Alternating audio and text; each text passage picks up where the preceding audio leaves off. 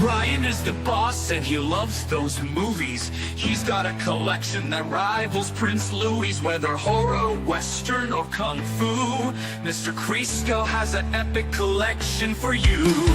Brian streams late in the dark of the night, surrounded by friends and strangers bold and bright. Above the moon shines with a ghoulish glow, reflecting fast cuts at day, transitioning what we know. Brian's movie nights, Brian's movie nights. Best get into a chair and get out of sight, because you're blocking the view of the extravaganza of film slew. Brian brings out the best of Western film, and his thoughts smolder like a kiln.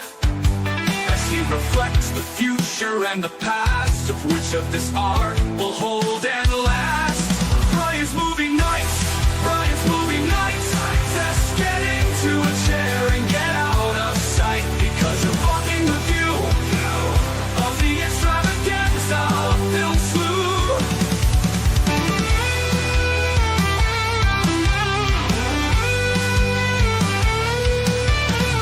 Brian brings out the best of Western film, and his thoughts smolder like a kiln, as he reflects the future and the past, of which of this art will hold and last. Brian's movie nights, Brian's movie nights.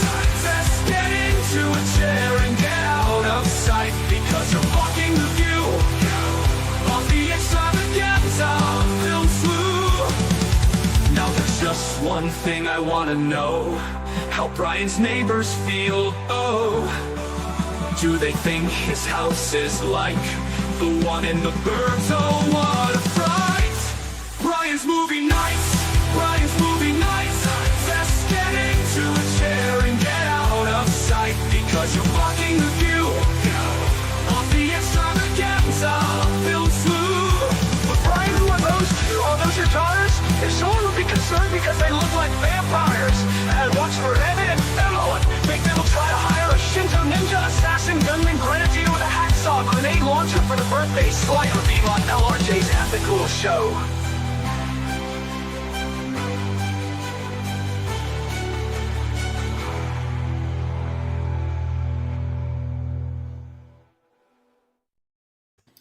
Sup, people? What's going on? It's Brian, back for another episode of the Horror Movie Club, where what do? We talk about horror movies. Much love to the Burka Man, by the way, for that dope-ass intro. Tonight, what are we talking about? We're talking about Invasion of the Body Snatchers. Not the 1956 Don Siegel classic. We're talking about the 1978 Philip Kaufman remake, which is one of those rare remakes that's actually better, in my opinion, than the original. This one goes right alongside John Carpenter's remake of The Thing, and also, God, what's another remake that I think is, of course, David Cronenberg's version of The Fly, right? This is one of those movies. Not that there was anything wrong with the original Invasion of the Body Snatchers. It's a great, spooky little movie, but this one, holy shit, is just fucking balls out horror. Absolute terror.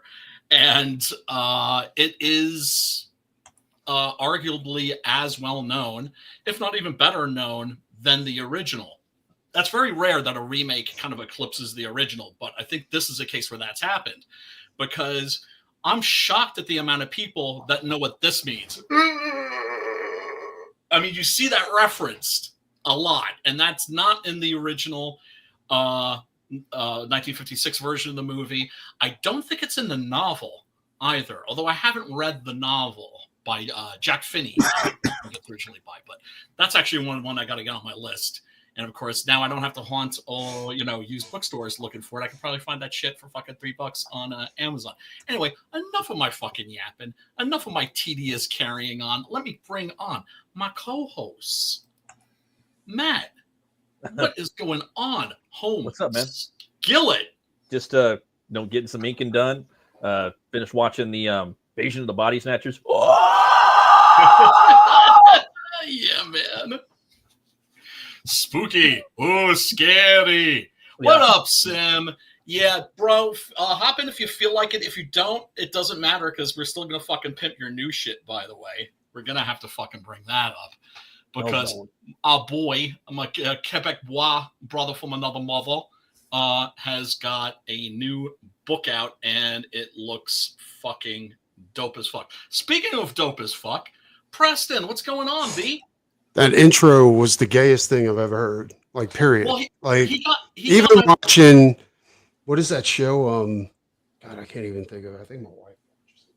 Queer Eye for the Straight Guy. Like, it's gayer than that. Like, that's how gay that intro he got my is. man boobs. Like, He got every my now, man boobs, every right? now, like now, whenever I see your face on this Yeah. thing, I always see you doing this. Like, that's how gay that intro was. Well, I did just finish eating a You should banana. just pink and just do like gay horror movies because that's where you're at now. Yeah, well, look. Wow.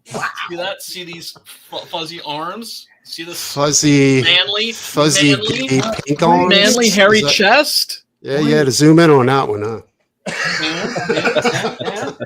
There's some back hair. Yeah, no, I had I'm sure the other Twinkies love that. I'm sure if you had dude. If seriously, I wish I was gay. If I was gay, Oh, no, right now you're officially. I think it's pretty official at this point. I would clean up, dude. I would be like, No, there's no if. I don't know where this if is coming from. I think it's pretty official at this point. I was in Chicago once, right? And I've been to Chicago a couple times, but I remember the first time I went there, I was out in Wrigleyville, and Wrigleyville was fucking awesome. It reminded me of like the old Lower East Side. Now it's been gentrified and shit, but I love the fucking bars and shit. It was just fucking awesome, right? And so, I'm trying to find my way back to the hotel. And I asked these two fellas, I'm just like, yeah, where's like such and such street? And their faces just light up. And one of them's like fawning over me. Oh, right. Shit. And so we have a little conversation. And then I noticed that one of them is holding like a stack of like bear porn. He said fawning. And I look around and I realize like, oh, I'm on the street where all the gay bars are condensed. Yeah. So yeah, no, I would fucking. I think me and Matt pretty much have an idea that you pretty much knew where you was at. You know what I'm saying? Like lies, all lies. Like you knew where you I was just were. there to use the toilet. I was just like there you were to just use the going down bathroom. there, going like Brian's movie nights, Brian. Do you guys remember that? There was like some anti-gay politician, this Republican guy, and he was like caught. He got busted in like a gay club, and just cold busted, right? So he couldn't deny that he was there, but his excuse was he was there to use the bathroom. I'm like, you were there to use the glory hole in the fucking bathroom is what you were there for, B. Fucking hell, man. Jeff, what the fuck did you just walk into? You What's poor up, Jeff? man.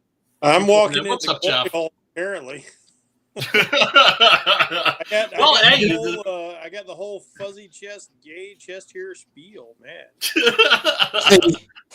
I did catch everything. Timing is everything. Yeah, man. I did catch I don't know if it's not new. I think it was put out in 2015, but it's called The Sadness. Yes, Korean joint. Yeah, it's good. Right now, you know who's killing it right now? Fucking Koreans, of course. But it's zombie gape. You know what I'm saying? Like that's what it is. It's zombie gape.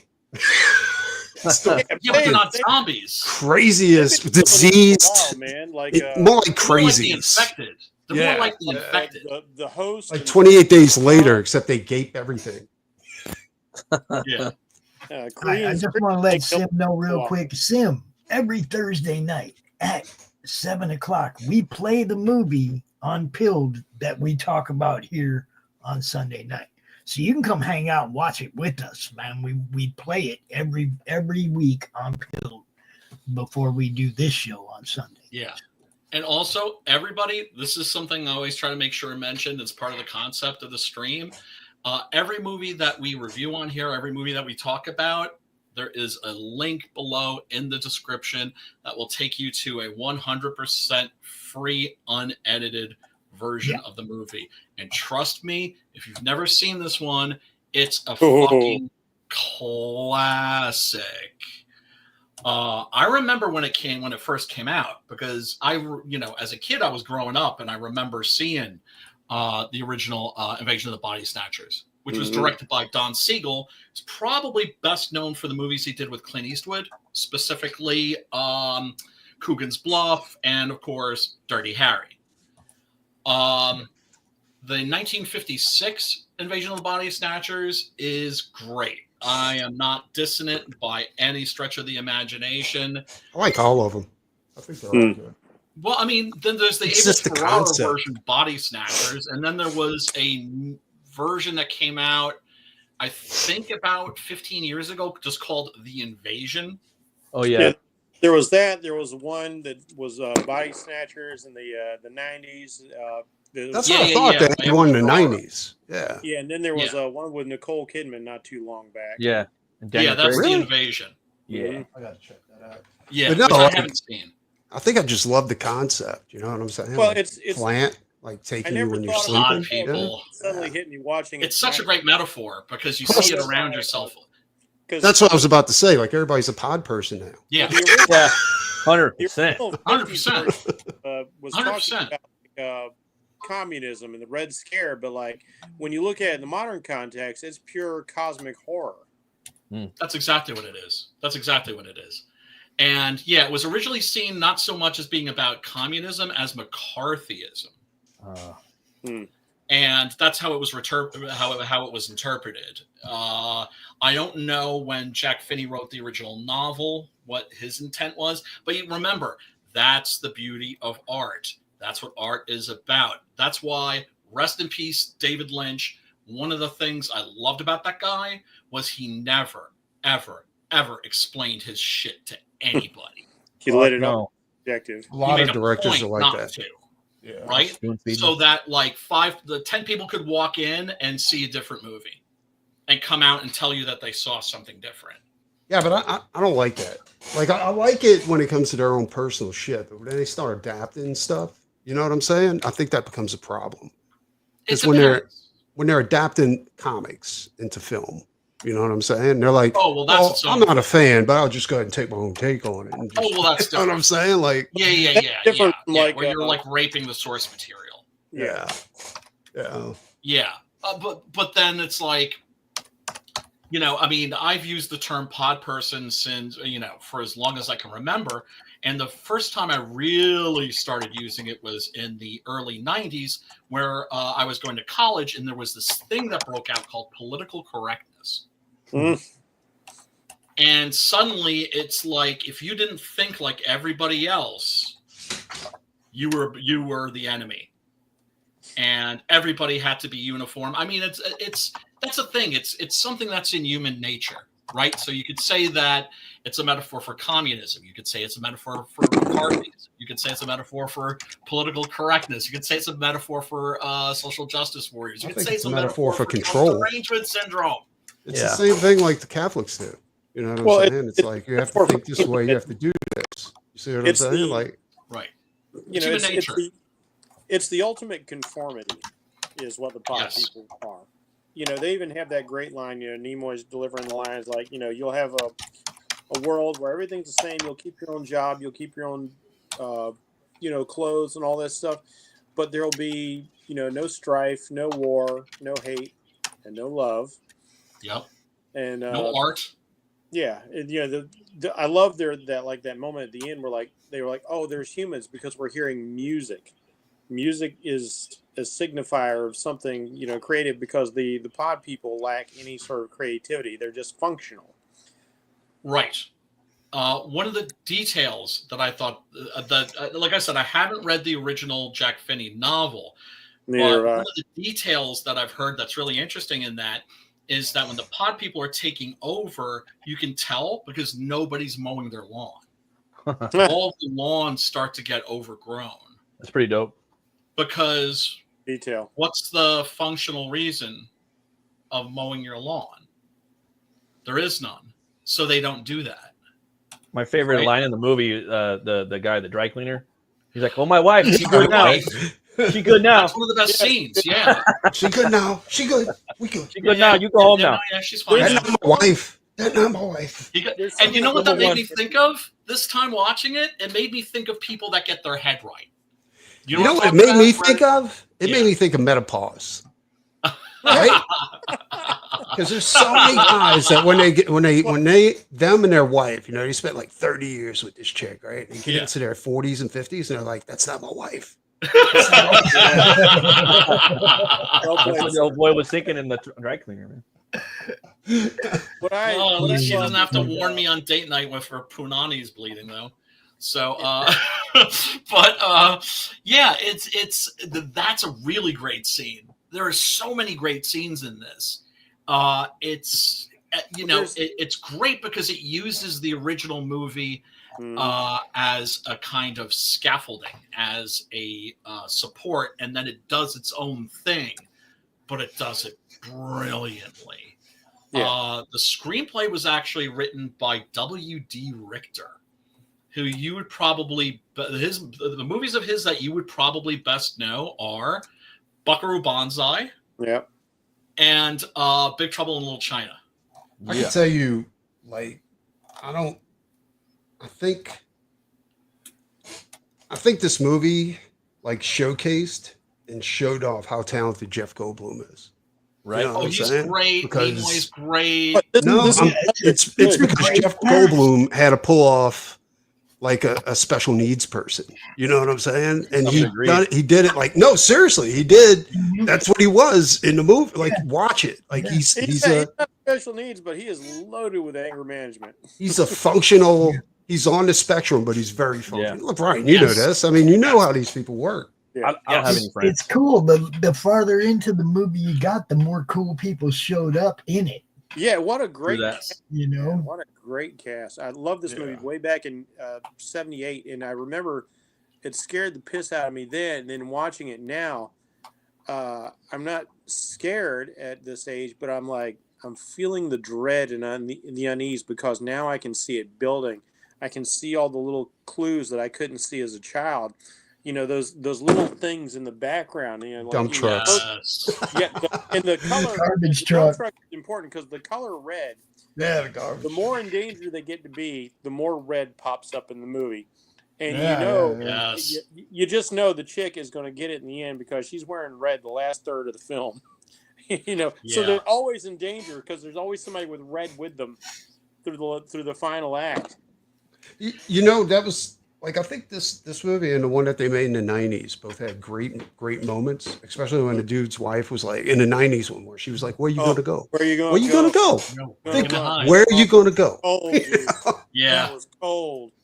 Yeah. My favorite scene in the Abel Ferrara version, which was just a job for hire thing. Abel Ferrara is like an art house director. Art house exploitation director, I should say. He did Ms. 45, which is one of the all-time great classic exploitation movies.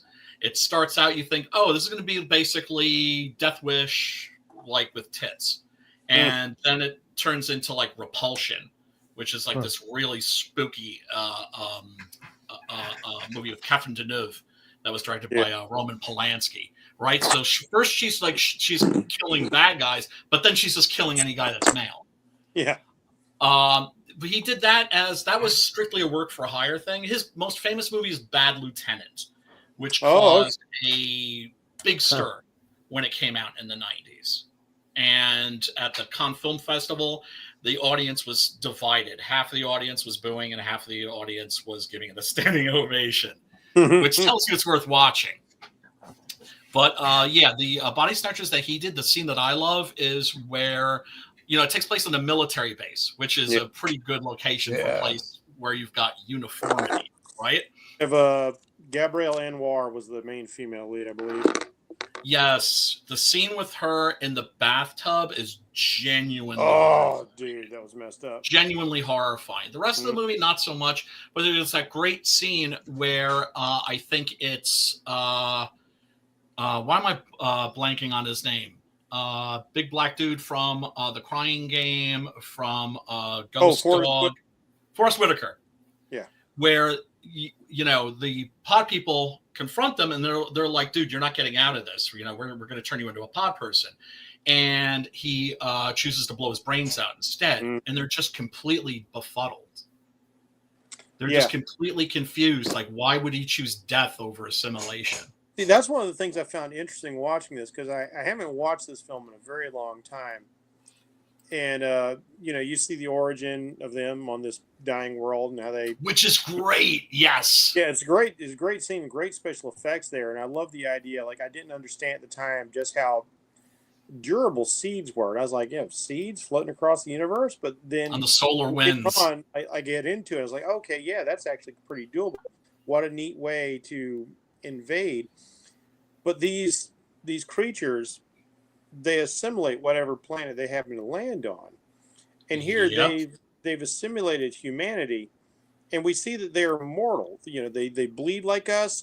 Jeff Goldblum gets killed by a dart to his jugular. His character's just dead. So they talk about survival, and I in some ways I was thinking, like, you know, they kind of hit the jackpot. They're not like some little lower amoeboid life form. They've got a pretty good thing going here with, like, you know, functional limbs and technology and all this stuff. But at the same time, they also have all of our vulnerabilities. They just don't have any of our emotional hangups. So and without that human drive and that human creativity, this is a dead society. It is stagnant. That's exactly what it is. That's exactly what it is. And you notice that the planet that they're leaving at the beginning of the film is dead. Yeah. Yeah. So what they're doing is they're taking over a planet and running it into the ground until it's dead, and then they're just moving on. Yeah, they're kind of like that. You know, it's a common plot in science fiction where you have like an alien race that's going planet to planet, and they just go to a planet, deplete it of its resources, and then let it die and keep moving on to the next one. That's kind of like what they're doing, except they're not building towards anything. Yeah, because I always like that. Well, my whole thing was, why couldn't they do multiple like duplications of one person? Like, I thought that was weird. Like, I mean, if you really grind it down to one thing, why don't they just find the perfect human specimen? Just make like Dolph Lundgren, you know what I'm saying? Kevin Grievous. There'd just be like a million like Dolph Lundgrens and Kevin Grievous running around. Yeah, that's what I'm saying. Because what's the point of like duplicating everybody? That's just why not? Why doesn't it? If it's a true plant, wouldn't it act like a tree? Like just make multiple fruits. Yeah. That wasn't my problem. No, my problem was, why didn't they go to DC and like take over leader? Why didn't they take over world leaders first and then just like walk the people into the boxcars? So because you see, I figured that out because they didn't have to. Exactly. Exactly. But because it's something that's happening in the dark. It's something that's happening undercover. They're using subterfuge. They're doing it very, very quietly. So they wouldn't attack the White House. They would just... Some regular old clowns figured it out, though. That's right. Yes, the film is apocalyptic. It's the end of us. Yes, yes. And that's what it's the death by inches. That wasn't nothing a flamethrower. Yeah, it's like a disease. Like it just, you know, and you don't know who's got it until it's, and then all you have to do is go to sleep and it's over with. Film gave us hope. You know, the hero, he gets out. He actually gets the authorities to believe them. There's a chance that we can stop the threat. But this film, you know, like nobody's getting out. Like in the next film, when the wife is sitting there going like, "Where are you going to run? Where are you going to hide?" She's running. That was creepy as fuck. All these things had to do was run into one meth head with a flamethrower, and we got. Yeah, but you see that's true. But at some point, he's got to sleep too. You know what I'm saying? And they had a horror movie out where it was like everybody caught the sleeping disease where they couldn't sleep. You know, and their brains started swelling. They all started going crazy and shit. I thought that was horrifying too. I was like, when they take, that's what will happen to you is you'll go insane if when they take all the uppers. They're like, he's like, you know, take 5 of them, which keeps them going long enough to escape because it counteracts the sedative. But I was sitting there thinking, like, you have 5 uppers and you're like really bad on no sleep. You're going to start hallucinating anytime. Yes. Now. Yes. That was the danger, is especially on a military base. Like people are still, there's a commie. Yeah, exactly. There's monsters everywhere. Yeah. And Well, you know, one thing I that don't I know, found that was really eerie but was I think there was a nice little. I think there was a nice throwback to the idea of like either the book or the movie where you're talking about like it's about McCarthyism, yeah. where like you know, Donald Sutherland is talking to the shoot, I forgot her name now, but he's talking to the main lady, and he's like, you know, like talk to my friend, you know, he's a psychiatrist, and he's like, you know, he can help you figure out if there's something wrong with it. Is he's cheating on somebody? Did he become a Republican? And I was like, that's funny. That's funny. Yeah, it's set in San Francisco.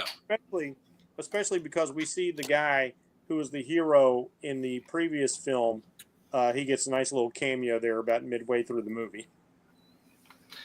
Oh, I was actually just about to play that. It's Kevin McCarthy. Kevin McCarthy, because this is an important thing to point out about the original Invasion of the Body Snatchers.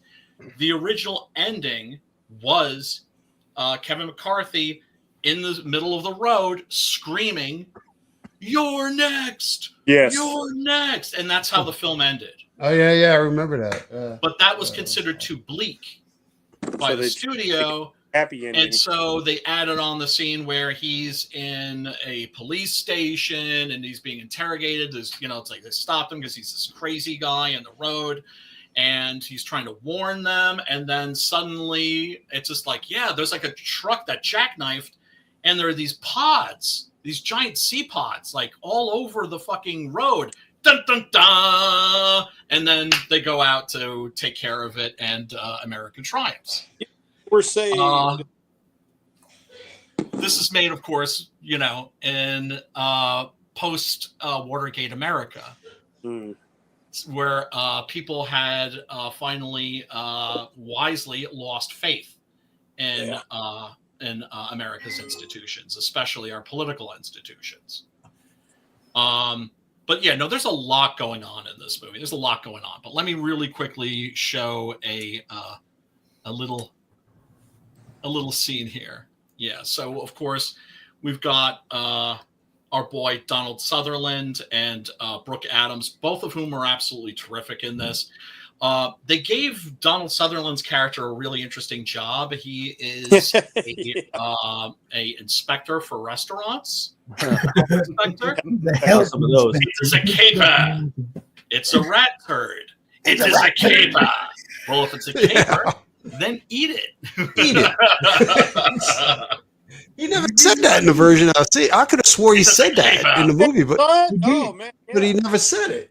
I don't know if you know what capers are. They're like these little tiny, little green things. They're delicious, actually. I know what they are, but he never said it in the movie. I could have swore, like when I seen it before, like he said, "We'll eat it." But he never, all the way back from 79 or 78. Did they change it? He does say eat it. Did you watch it on TV, Preston? I watched it on Tubi. If you watched it on TV, you might have caught a different cut. Yeah, because there's different cuts because of the movies and stuff like that. So it depends on the cut. Oh, you mean originally? No, originally it was on TV because I'm talking about like when I watched it recently, it was on Tubi, and I was like, he never said eat it. Why didn't he? No, the one we watched, he said it. I just watched it on Tubi, and he says eat it. Yeah, I'm about to rewatch it after the show. Like after I'm here, I'm probably gonna watch that tonight. It's so good. I just got the remastered edition, so I'm gonna watch that. Oh, hell yeah. Because I was going to say, I normally don't watch the Tubi versions, right? It's just like, I'll put that there in the links so people can watch that shit for free.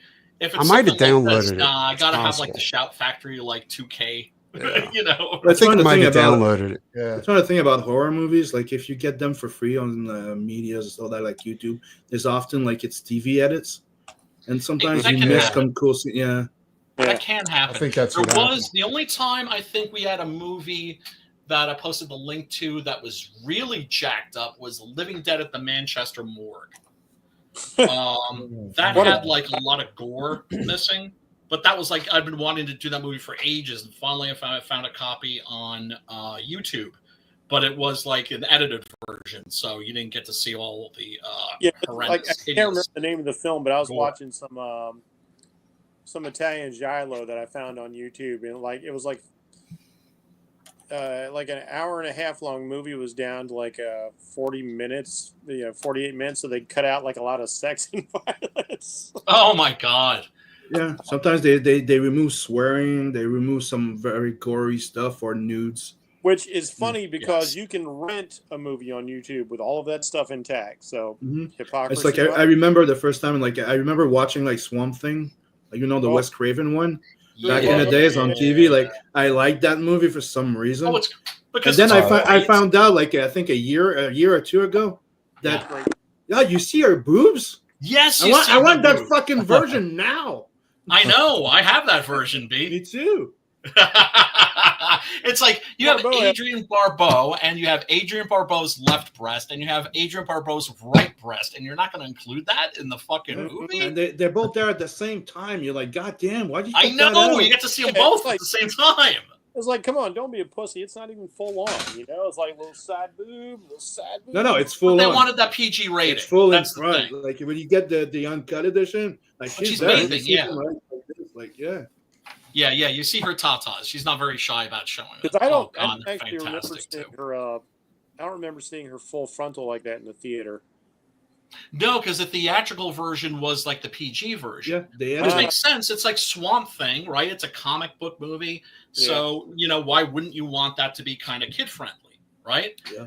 But at the same That's- time, the European version could show the tatas and they don't care over there. And it's still the kid friendly version. Well, the Europeans are a It's just- lot more open than we are. Like they No, let it's- their Yeah, they are. kids drink wine and all kinds of stuff. Yep.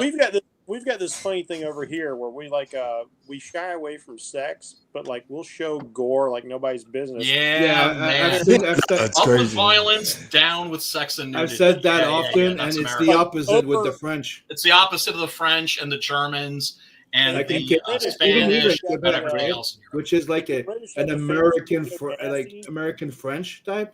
Even here, dude, gore is like meh, violence, but tits, boobs, and ass, like oh yeah. It's funny 'cause, like, I know, like, I always the, mention how when I would get, my family, we had my family came from Germany, and they compensated my mother and my father by saying, we'll give you free trips to go back and visit the family every year. So we would spend our summers in Germany quite frequently, and I'd come back with like a stack of magazines, and my friends would be like, "Oh hell yeah, porn!" Right? Well, there's a reason why we're magazine. leading the world in serial killers. I'm just saying, America. Yeah. It's true. But yeah, it's like my friends would be like, they flip through the magazine and they're like, what is this? I'm like, it's a news magazine. It's like Time magazine, and they're like, why are there boobs on the cover? One of the weirdest because things everybody is, loves tits. It's a weird phenomenon that it was there before, but not between I think the end of the 70s, 80s, and 90s, like beginning of the 90s. I think it started again in the 90s. But dude, before even Star Wars, you see boobs. Like they had no bra. You could see the boobs through their freaking clothes. Yeah. You have a whole bunch of like PJ or Atlantic dude with boobs. You have general movies with boobs. As long as they were fantasy or sci-fi, there's boobs. And same thing with freaking horror. There's boobs. Hey, you know how then after all of a sudden it got like so little like prude and Well, now you can't even have attractive women. Now you can't even have attractive women in video games and shit like that. We know all about that. Now we're going back to like the old days where women could not be played by women; they had to be played by men. Oh yeah. Well, you know what? I didn't even think about that, but that is actually going back to Shakespeare. I brought it up a long time ago. You've been here, dude. It's a weird factor, right? It is. I didn't think about that. It's They kind say of like that's usually a sign of the end of a civilization. Yep. Well, it's also, I found it really interesting that, like, with the social justice warriors, it's like they were bringing back segregation. Yeah, they still are, dude. Right now, here in Quebec, there's a university where there's a relaxing room for non-white. Well, I can tell you right now, that shit is coming to an end with a quickness. Amazon just said like they're taking away all privileges to the LGBTQ community, and Trump just wrote into law that they're no longer able to use any other pronouns other than he or she. If there's in the one government, thing, so. if there's one thing we've learned through history, It's and that's for anything. Okay, the key word is this: as soon as there's special treatment or exclusion of someone or something, that resolve into problems every fucking time. It becomes into a freaking racial or authoritarian fucking thing. It turns out I'll be straight, dude. there's I no don't think special anybody should treatment. have We all special should be treatment except for me. Everybody I'm the should only be one that equal. should me get too, special man. treatment. Like, that's And it. me. Yeah, Just like us. that's what they all think. Fuck everybody No, I else. mean, but it's I'm just like, saying. you know, well, like what Sim just mentioned. It's just like, yeah, it's like these people think they're progressive. I'm just like, you motherfuckers. It's like segregation. Are you fucking shitting me? Dude, I grew up in a That's generation where ignorant. That doesn't. They're progressive. It's ignorance. I'm sure that everybody very here is going to dangerous. agree with me on this, except Bob because he's very old. Joking, dude. Yeah. Okay. But we all grew up, right, in a colorblind and sexual equality time, dude. We never saw women below us. We never saw like any real racial thing. Like black people were Says black you. people, and that was it. Yeah. Okay, you guys are Americans, so yeah, so you guys are Americans. So it's not the same. I've seen the like the black on whites and the blacks and the Mexicans and the blacks and the Mexicans on the whites over here in California in the 90s, especially with like Dude, I see my relatives like my freak buddy, out. he's from fucking Guadalajara, Mexico, and his skin's white. Thought he was a black guy. They beat the fuck out of him, and he can't even breathe in through one of his nose to this day. One of his nostrils. They thought I was black when I moved to Mississippi. They thought I was black. Invasion. Okay, so Remember that work. was like the plot of For the most part. of that old Outer Limits episode, the Architects of Fear, which Alan Moore stole for the ending of Watchmen. Right? It's like, well, what's the one thing that's going to get us all on the same page? Right? Alien invasion. Right? It's just like, well, I might not like you. I might not like you because, you know, you're this, that color, whatever. But those motherfuckers aren't even human. It's tribal boredom, dude. That's all it is. Tribal boredom. Wow, that's a great term. That's what Independence Day. They're all fighting. And look at Germania. Look at Africa. They're all fucking. You know, If you put one white guy and one black guy in a room together, they could be total friends. If you put one black guy and two white guys, Listen to what I'm saying. or one white guy and two black guys, all of a sudden they start separating into, you know what I'm saying? It's tribalism. You could put people all the same color in a room and then end up fighting because some of them have light color eyes and the other one are brown. Yep. Right, Just that do old that. Star Trek episode, right? Remember Frank Gorshin and that other guy? Like they were like black and white on each side. They look like a what's the name of that pastry? It's like white on chocolate on one side and like vanilla on the other. I remember. They all look like that. And Black and white cookies. Like what's and white like? cookies? I'm sorry, like, but you're both like exactly the same. He's like, no, I'm dark on the right side and light on the right side. He's dark on the wrong side and light on the wrong side. Just to point out that fucking stupidity. There ain't nobody. It sounds stupid, but it's absolutely what's going on now. It's absolutely what it is, and that's the thing. It's That's we should all celebrate. Jesus Christ! I think we should all celebrate because Brian came out with his gayness tonight, and his new song, his new intro song. The closet door was swung open. The Burger Man. I didn't have my song Burger Man. You can hear the closet, like the closet door just open and break. I'm sorry, Sim. Did you say that again? I said we could hear the closet door open and break. She got. I'm coming out. He just blew the fucking closet door right off. He brought the door with him. Battering ram things. Fuck you, Burka Man. By the way, Brian's like, I'm gay. La la la la la la. We're waiting for food here, so I might have to leave eventually. Okay. That's all good. Oh, what, you waiting for noms? Nom-noms? Yeah, we're waiting for food. Yeah, so I'm like, you know, if I go, okay, I gotta go. So you. No, I get it. I get it. And we are gonna pimp your shit, dude. Make no mistake. We're gonna pimp. We are gonna pimp your shit. That's for goddamn sure. But real quick, I wanted to show this clip because this is cool. Because yes, it is a nod to the original movie. This is Kevin McCarthy. Basically reenacting the scene that he did at the end of the original Invasion of the Body Snatchers. But even if they did, it's not like they just put the scene in there to use him, because it makes absolute sense, because there's a guy that knows what's going on and he's running around, he's trying to warn everybody, and nobody's does that make this like not a remake but a technical sequel? No, because it was night. when he was in the road going, "You're next." Still, So, yeah. you're next, and then the next one starts. I'm just saying, you know. No, dude, because I was thinking about this too. I was like, oh, would that make this a sequel? And then I was like, no, because I remember as a kid wondering that and thinking, no. First of all, he looks different.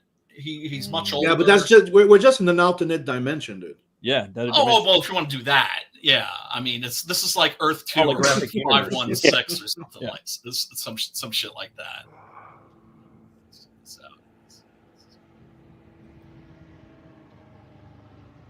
And just these eerie scenes of people just walking along, and you don't know who is what. That brings back memories from my childhood when I see those old fucking. They've been Oh, searching hell for yeah. Rommel for 40 Oh, years. damn it. This movie scared the shit out of me when I was a kid. It drives I me was so crazy. surprised that it was as scary as it was. I'm still surprised that this movie is as scary as it is. Man, It drives me crazy, Dave. I was never scared of it. I just thought it was cool. Yeah. See, no, I mean, I think this movie's genuinely terrifying. There are moments of this where I would not want to be too stoned.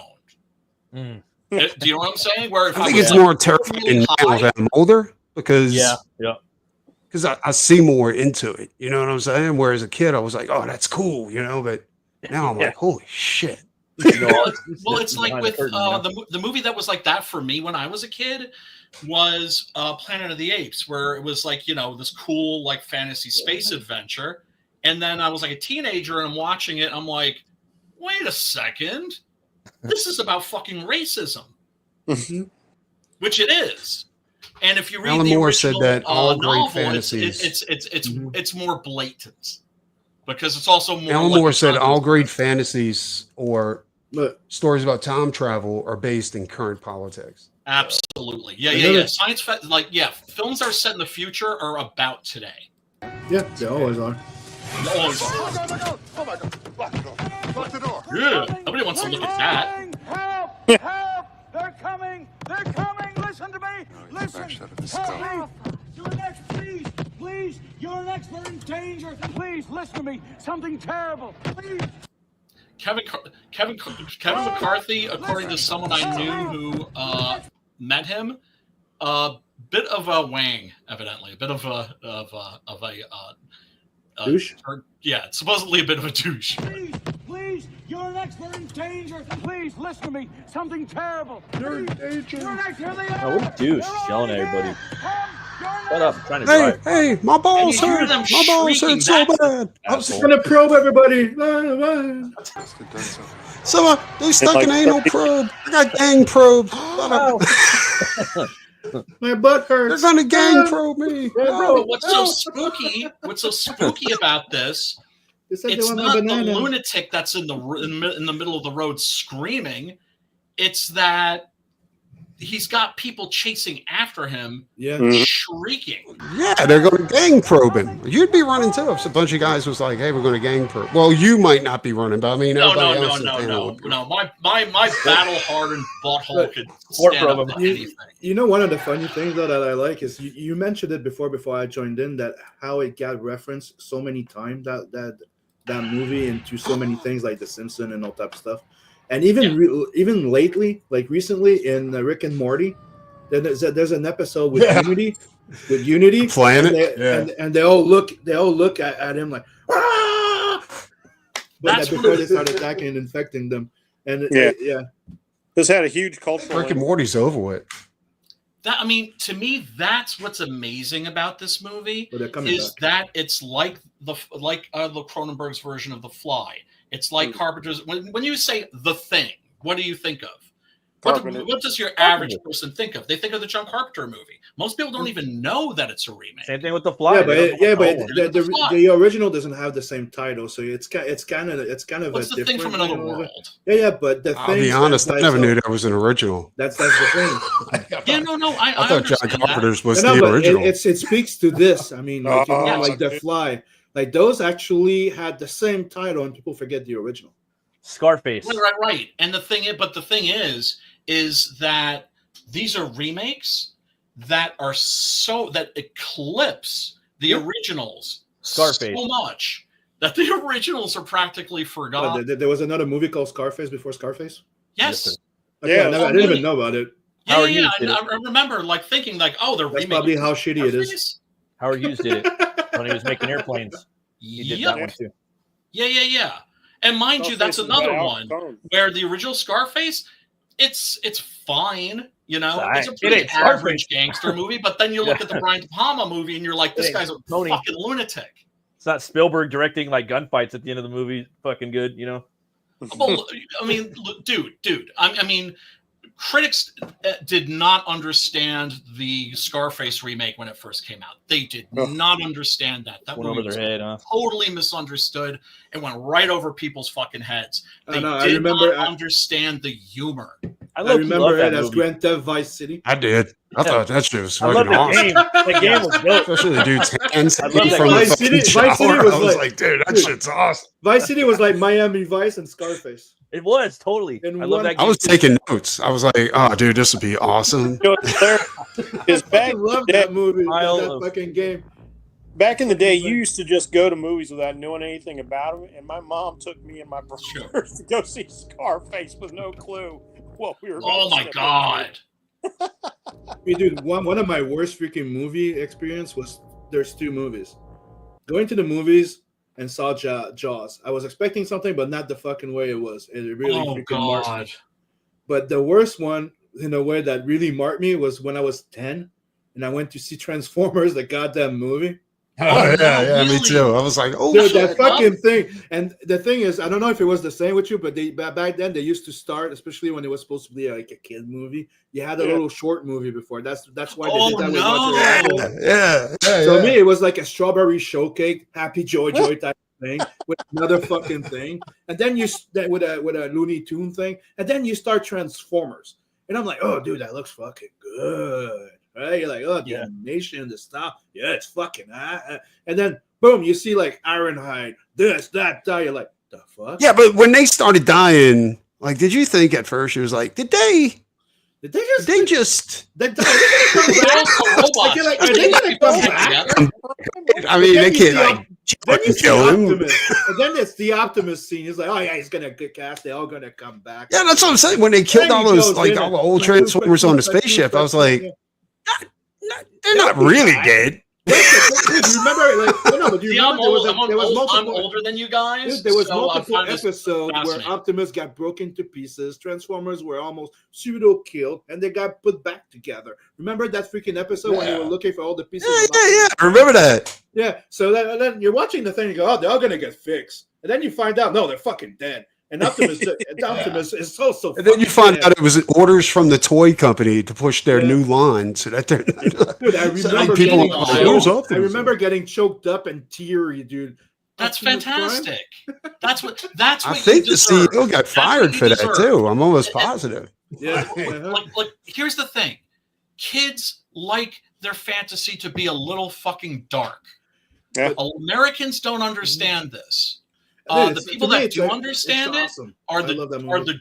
the Germans. Yeah. Look at the fucking fairy tales. Mhm. They're a little too fucking dark.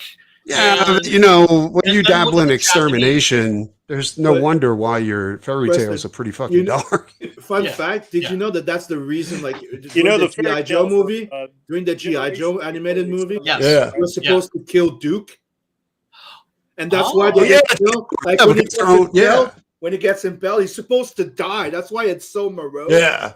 No, he was supposed to die. They changed their Didn't they mind. change that at the last minute because the G.I. Joe movie came out after the Transformers movie, and they were like, "Oh, we can't was do it this Chuck again." Dixon? They can't do that.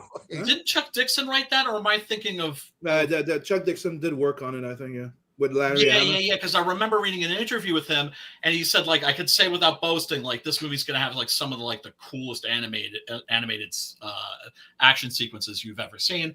And then it never got a theatrical release, at least not here. Oh, it it ended did up here. kind of like sneaking onto TV. I think. Hold on. G.I. Joe, the animated movie, never made it to theater in the U.S. No. It made it here. Yeah, I could have sworn it did. One of them. It They did had in the 3 of US. them. I'm pretty sure it did.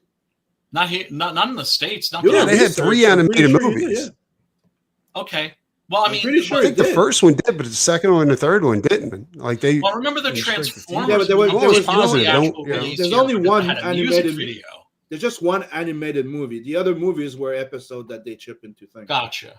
Gotcha. 'Cause remember, sometimes they'll take TV movies from America and they'll release them in Europe But as theatrical features. I And just wanna- so you're talking about Canada, and you're talking about a very European kind of style area of Canada. So that's why I find that shit. I just want to bring up fascinating. one thing about that G.I. Joe animated movie that I love so goddamn much. It's a goddamn intro. It reminds me of that Highlander anime. Yeah, You know, like the entire intro and song, it's a part of the goddamn story and movie. So, you know, G.I. Joe starts with the G.I. Joe, and then they fight around the fucking statue. But then after that, you continue after that. It actually happened in the goddamn story. And I'm like, that was fucking clever. Yes. Yeah, it really was. It really was. Like, you know, the Highlander anime movie, like you start, there's an intro, everything, so the good. guitar slaying, like a guy's play, like you hear the fucking guitar, and then you see the camera go zooming into a building, and then you find out it's the bad guy playing the goddamn intro. Pretty metal. I mean, do you know who they got? Is Preston? Have you seen the Highlander anime, the Highlander Japanese animated? I started watching it. Like, there was a big thing. Like, when that came out, they also had the X-Men animated, like animated TV series, like TV episodes. Is that right? It was I. The Highlander, Punisher and Black Widow. The Highlander one kicks ass. I love it's by the guy that I never- did I Ninja never- Scroll. Yeah. I remember to getting be it, but quite I honest- never did watch Dude, it. the Like, chainsaw at the beginning, I don't know his what head happened. getting dude, it's fucking bisected. insane. Yeah. Oh, Yeah, dude, there's a guy fighting with a chainsaw I'm gonna have to sword. check It's it fucking out. insane. Yeah, it's dope. amazing. If you Can't wait didn't to go Amazing. watch it. It's fucking good to me. Yeah. Okay, it's the It's the best heavy sequel. metal Fact 2 It's the chainsaw best fucking sword. sequel of Highlander. It's not even close. I gotta It's not see even close. that first Highlander movie, man.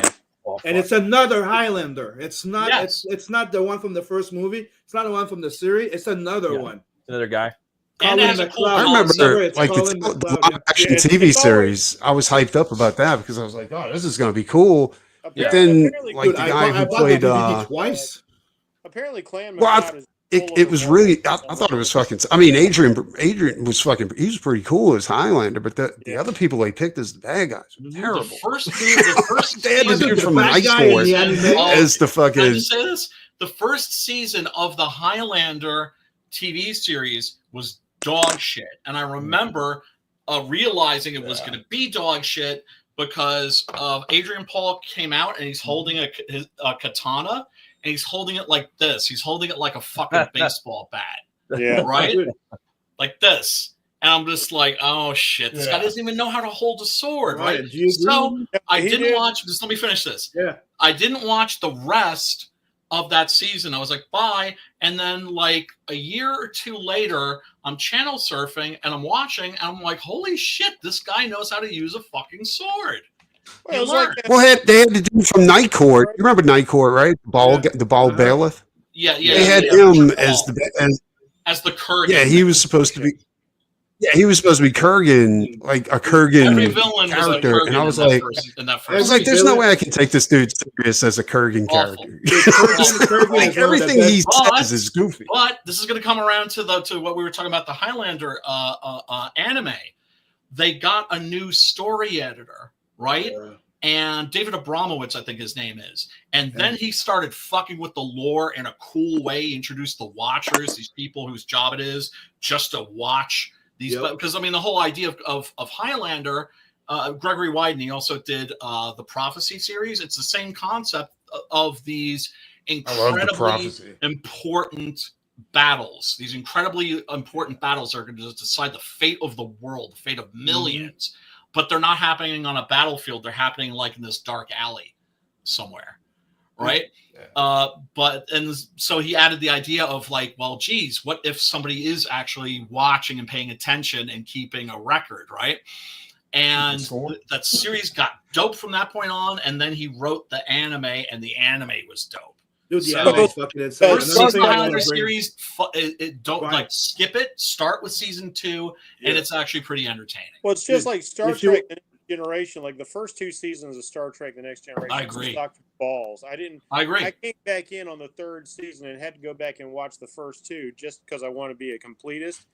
But I was like, man, this is corny. Well, back then they were using a formula. But then Well, they no, got killed. it's sometimes with And the the TV four series, it automatically takes made a the while first to two get their seasons legs. suck. Yeah. Well, one That's of the the things thing I with wanted to bring you'll up, see He this made with a War lot for of TV Warrior series. The instead of a first, fucking, what he was. and I don't know if you'll agree with me, I think Brian. I that just was want a to bring it up genius because it's move. part Yeah. of the other than forget it. Kurgan was one of the is known as one of the best villain ever in movies with Yes. Vader Yeah, and so much dude, love, he Yes. was. right? Yeah. But Clancy the one in the anime, they Yes. matched him. They fucking they didn't do another Kurgan. He's That's the not thing the is, Kurgan. unlike the other ones where they were trying to create another Kurgan, Yeah. they did an original character that's different from Kurgan. Why? He's as fucking hateful at that motherfucker. Yes. know. And the He's whole as bad. concept. He's like, damn. Yeah, and the whole concept of Rome being an idea, Yeah. right? And that so like Rome may have started in Rome, but it didn't stay in Rome. It moved around, and The so Vatican, yeah. he's chasing this his enemy, right? Because he's on that he's on the vengeance trail, and he's chasing him and fighting him through time, and it's just like so. Then at one point, Rome is like Nazi Germany. Yeah. Right, and it's just like so. Rome is just jumping And around. that guy's all the always time, and there. wherever, Right now. wherever And that Rome guy's is, he's always there. Yeah. It's insane. Yeah, but yeah, if you haven't seen the Highlander anime, do fucking check that out. It's, I'll peep that out. it's fun. Dude, I watched it so much that I ruined the first DVD. I had to order another one. Damn. Yeah, the new movie's going to be a lot like the TV show. It's going to take place in Japan, like in the future, and he's going to be fucking wielding a katana. It's going to be crazy. Really? They've already got like I mean, that's what Henry Cavill's supposed to be in that. That's Yep. him. That's what he's going to do. Yep. It's gonna get Honestly, I don't like. I think the katana's like a little played out. I think they should use something. yeah, it is. Like not a Katanas gladius, are but something like overrated. maybe not a broadsword, but something cool. You know what I'm Yeah, I saying? want That's one of the Claymore. things I want the love whole about movie TV in Highlands. series. Whole All movie. the different, Whole Just movie. don't use Immortals had katana or different rapier. swords. You know what I'm saying? And we're The, good. the reason why they use Every immortal had their own sword. the reason of the katana is because usually it's easier to hide and move around during, especially in the current time, than walking around with a giant fucking sword. Claymore. The Yeah. big Claymore. That's what I want, though. Yeah, Yeah, I don't want the use- whole movie you can have to a be magic Claymore. sword. Get a whole Claymore. Just Braveheart in the You can have a motherfucker. scimitar, right? That's one of the You things just want the was ones that actually slide funny. together, like you just go whoosh, like the But I plastic. like the ones. fact that they each have their own sword. Like they Yeah, you don't gotta- always have like Yeah. Yes. one has that sword, one has this. Like Yeah. like that's Yeah, what yeah, he yeah. has. Depending Yeah, on like what period of the cult anime of time they but- come from. has a fucking Roman sword. Yeah. I thought Right, one of the right, things right. I thought that was cool with the series, the live action series, is one dude had a battle axe. You know That's what I'm dope. saying? And I Yes, was like, yes, whoa, the that's pretty Viking, cool, dude. And like we Yeah. said, there's Got it, one man. that has a fucking chainsaw sword. Yeah. Yeah, fucking yeah. sick. Dude, Preston, seriously. You've seen Ninja Scroll. Yeah. Fully erect. Well, you would say like that would get a fully erect rating, right? Well, Full I'm wood, getting Highlander full wood. right now. I'll watch it. Full wood. It's fucking good, dude. It's by the Something same. to watch. Yeah, the Highlander anime is by the fucking same animator. So yeah. Like motherfucker. Oh god. Like, I'm just thinking about that opening and that dude's fucking head fucking splitting, and just thinking what a boner fucking Sim had. I'm sure while he was watching that. And Oh, dude, it's you insane. can also get a massive boner watching that. Dude, I like the fact that when he comes out of the fucking truck, it does like the Kingpin thing. Before the Kingpin, the truck goes down, boom, boom, Yep. and you see the big black guy coming out with the fucking chainsaw The sword. chainsaw sword. Like, god damn. I know. To me, I the know. sword should be like their soul should be in their weapon. You know, and if you break the weapon rather than cutting the head, the head cut off is dope. But to me, like you have to destroy the weapon and cut their head off. Yeah. Well, I mean, the decapitation That'd be thing makes dope. perfect sense because it's like, the well, life energy that you take in, and yeah. right, and the whole idea of, they could maybe regenerate limbs or something like that, but it's just like, I don't care what it is. If you cut its head off, it's gonna be fucking dead. Yeah, Right? Even a vampire, you cut a fucking vampire its head off, it's dead. If you cut a zombie, Well, that's how you prove if somebody is a vampire. Like if you cut their head off, you know what I'm saying? Or you gouge their eyes Or out. 'cause stake it's more them. for the That's soul. how you know somebody's a Yeah. vampire. Is if you stake them and they die, that's a fucking vampire. Hell yeah. I mean, set them on fire, Yeah. decapitation, Oh, there's so many ways to prove people are vampires. or a witch, or Yeah, whatever yeah. You else throw holy you water wanna in their call it, or a communist. face. Inject them with garlic if they start Put having a garlic- reaction. Put You know what garlic in I'm their bag. Vote for Trump. saying? Yeah, I think Jeff mentioned the The Simpsons. Yeah, this is because of course we're a comic related stream. We're into art and everything. So one of the things I always got to do is I gotta look online and look for different movie posters and fan art. This is from DeviantArt. For some reason, this looks. God, could you imagine somebody having a tattoo of this? Yeah, that was crazy scene. I totally forgot about that. Yeah, that was the coolest scene of all. Well, that scene like just opened up the possibilities of what you could do. Like, you know what I mean? Yeah, right. Like you have somebody like an abomination with 6 heads or something like that. Yeah, real freaky shit. That's dope. I like that. Ball of people just walking on a bunch of legs and hands and shit. Because I came up with a concept like similar to this, and because I had never seen this movie, and I thought I was onto something. The fucking intro to this movie. Oh man, chef's kiss. It's amazing, right? I loved it. Oh, Brooke Adams, pretty damn cute, and you do get to see her tatas in this. Yeah, that's the new shit. That's the Blu-ray. That is I gotta say, Shout Factory, like major fucking props to them. Major props to Vinegar Syndrome. Major props to Arrow. You've got all these people that are. I mean, not that this was an obscure movie because they're restoring and preserving a lot of stuff that was. That was practically lost for all intents and purposes, lost. But then also, it's like they give you a fucking 2K, 4K cut, and then they're just like, okay, we'll throw in like some cool new cover art, and then often they have like they're printed on both sides, so you can like flip them around, so you can have like the bitchin' new art, or you can have like the classic movie poster art. That's pretty cool, I think. And yeah, there he is. Yeah, I remember seeing this as a kid and just being completely just like that scene in particular, just like what in the actual fuck? That's one of the things that I think it's weird. Like it doesn't bother me as much, like to go like it ruins everything. But when you see high res definition of old horror movies, sometimes like They could get away so much with the VHS and those old film like brains. Yeah, I know. Like, I agree. Like, there's movies where they're supposed to have the black eyes, and you remember seeing like the darkness in their eyes. There's no, then when you see the high definition like thing, you see the makeup with the black. Well, I mean, Brian likes that. That's one thing I hate about HD movies, dude. That's why I don't like it. Brian likes it shows all the themes and the movies you love, like Aliens. Dude, don't watch Aliens 1. Like, sometimes you even see ropes. You even see like hints of the Oh, you can obviously tell it's a puppet. Yeah. My favorite example is in Lucio Fulci's Zombie.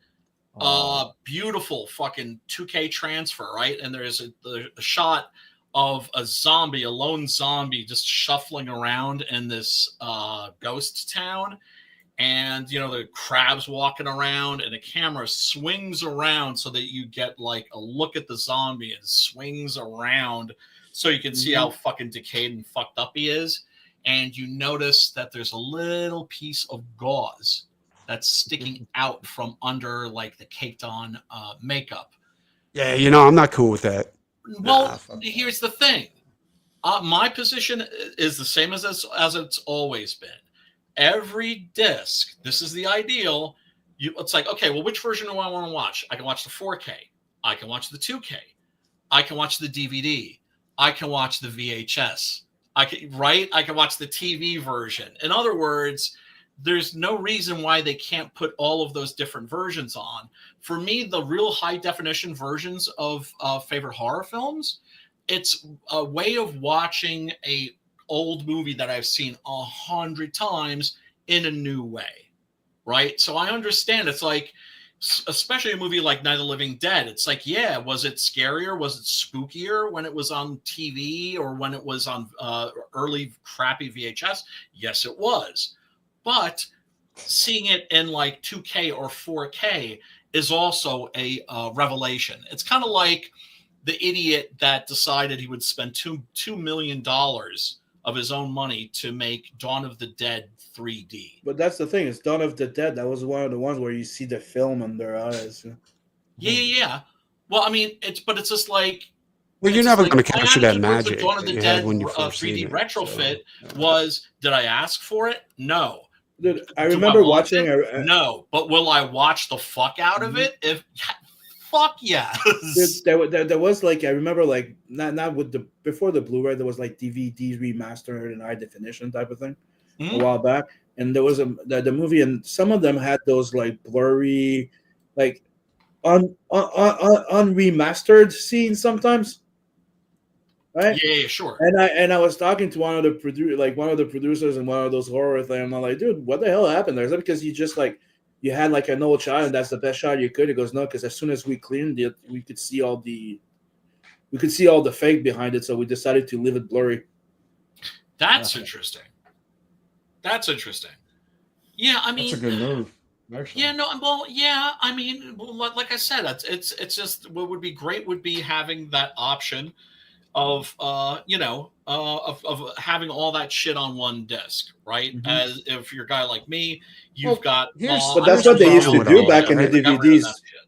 Sometimes you'd have the regular, like when they started with DVDs.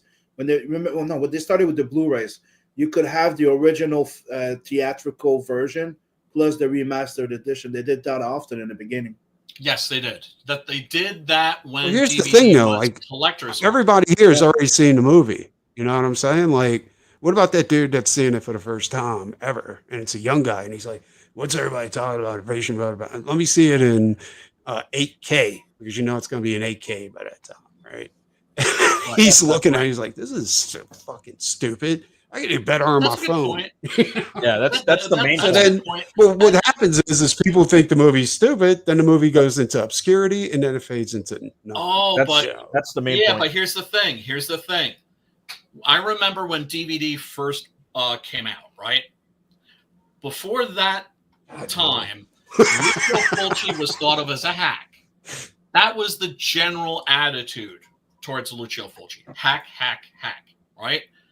Then his movies come out on DVD, and it was a revelation. And overnight, he went from hack to genius. I'm talking about like the general, like the critical attitude towards him, right? He's held in very high regard critically now. He was less than dog shit before his movies came out on DVD because suddenly, you'd been used to seeing these like muddy videotapes. Oh, it was pan and scanned, it cropped and shit. And suddenly you looked and you were just like, damn, these look beautiful. Like these are beautifully shot movies with some really sick and fucked up shit happening in them. Right? And the fact that they're so beautifully shot is one of the things that makes them so disturbing. So you ever seen an anime called MD Geist? It can go either way. Yes, I did. You ever seen an anime called MD Geist? Yes. The reason that has such a bleak ending is because that wasn't the ending. It was actually a beginning of a series. But when you rented it, I like the ending, but yeah. And I like the work that they did on it. I thought it was, even though it was kind of primitive, it's like an old school anime. But from what I understand, like they had to use like scrap vellum to go ahead and paint and draw on to make that movie. And I was really like, damn, are you fucking kidding me? Yeah, it was like nuts, dude. Yeah, I love Vampire 2D. That's probably my favorite, like old anime. Some of the old Miyazaki movies. Oh, yeah, mine too. Warriors of the Wind. It was called here. The real title's Nausicaa in the Valley of Wind. That's a fucking amazing movie. So I mean, the Japanese were making dope animation for a very long time. It's just you look at that stuff now, and it's a conversation I had not too long ago with my kid and a few other people that I've been meeting around, and they're talking about anime and shit like that, because a lot of them go like, "Oh, your style reminds me of the old anime from the 90s and the 80s." I'm like, okay, yeah. But then they always talk to me about those new mangas and animes. It goes, "You seem like a big fan." I'm like, yeah, but I liked it more. Like I was a bigger fan from like the 80s and 90s, which because you had more. They had more of a feel of a movie. They were more cinematic. Yeah. They like you felt like you were watching. I feel like they had more freedom too. Like they weren't using a formula. Yeah. Like now it feels like everybody's using a formula. Well, this worked. We have to use that formula now. Committee, all these writers, and there's not like I like when anime first came out because it was the Wild Wild West. Like, know? let me tell you, there's another anime that if you guys haven't seen that, you need to get it. It was one of those, when you go to a DVD store and you there's a whole bunch of shit in a box and you go, oh, that looks interesting, I'll try that, and you end up being one of your favorite movies. Yeah, I love that shit. Stray Jacket. Oh, okay. Dude, I'm checking that out. This is insane. Dude, that sounds familiar. This is in a freaking like world where they mix science and magic. So you go to the they do like science surgery, and it's a mix of magic and technology, right? The thing is, the more you use magic, the more that it will turn you into a demon. Ooh, that's not So good. so you have the straight jacket. The straight jacket are fucking like, how old is it? Like warlocks type of thing, you could say. They come in full fucking body armor, right? That's like dope. a fucking knight, okay? They have giant fucking guns, and they have runes in it, and they have a fucking incantation. It's alchemy, dude. And they go, I summon the power of this. Wait, is that an anime? I think I did see that. Yeah, it's an anime. Metal? Yeah. Metal? Yeah, I seen that. Yeah, that was badass, dude. That was awesome. The name's Stray Jacket. It's me and my lady, insane. like, she got to see Cabin in the Woods for the first time this week. Oh, dude, that was Watch fucking it. awesome. Oh yeah, Oh, you're in Yeah. for a treat. yeah. Just watch But it. I Did you remember enjoy watching it? that movie for the first time and seeing that the fucking eagle hit the fucking invisible wall. I'm like, oh, this is gonna be interesting. Yeah, dude, that was fucking bad. The was a good one. fucking What do you mean we never blew the tunnel? Can you see the mood switch between the characters? They go from like one thing to another, and then you see the bird. Yeah. The whole Mike Dude, Judge it angle. was so good, dude. All It of was awesome. Love it. yeah, on a sec. and to me, like that, what would you call that? That like massive like container of Vending machine. The monsters. monster Yeah, vending that's what it machine. was. It Thank was, you. wasn't it? Yeah. Right? That And they pulled off I mean, a pretty what decent little- Hellraiser Cenobite in there too, dude. I was like, holy shit! Yeah, I dude, saw that badass, shit, son. and I saw that They have, shit, like, and a I felt like trilogy I of was those. like fucking 8 years old again. Yeah. Did you see that new Yeah, movie? I was like, the trailer that's for that new fucking movie. dope. Have you seen the trailer for that new movie coming out? PlayStation's making it. I showed the trailer like 2 weeks ago on my show. I forgot the name of it, but I think Peter you talked Samar about is in it. What was it? And it has an hourglass, and they murder you, and then the time switches back over, and new people keep coming in, and new monsters. Oh keep yeah, coming yeah. in. You showed me the previews to that. Yeah. That looks fucking amazing, budget dude. horror. Like it's a You're gonna- different. Yeah. Brian, you're gonna like this one, dude. Like every time they die, they come back and they get murdered by a different. Like one night it's Jason, the next night it's Freddy or some shit. Yeah. It's fucking nuts, dude. Really? PlayStation doing it. Yeah, it's a big budget, dude. And because of Nosferatu and Terrifier, you're gonna get all types of big budget horror movies now. Dude, And- Nosferatu was Oh, the shit. dude. That was It was, right? amazing. Seriously? He's The working on fact- a werewolf movie called Wolf. Yeah. Werewolf. Werewolf, WERWLF. ULF. Yes. Oh, because man. you know what? Christmas You know what he's for the- doing? Here's the thing. You know I'm always Hopefully it's better than bitching. that shitty werewolves movie. Oh, He's well, I doing mean, the, dude, that's he's what I'm doing trying to his- say. I'm trying to say this is a historic fucking moment for horror. And it's something that bodes very, very, very well for the genre. Nosferatu, gothic fucking horror, scary again. Did exactly what I've been saying they should be doing with the Universal monsters.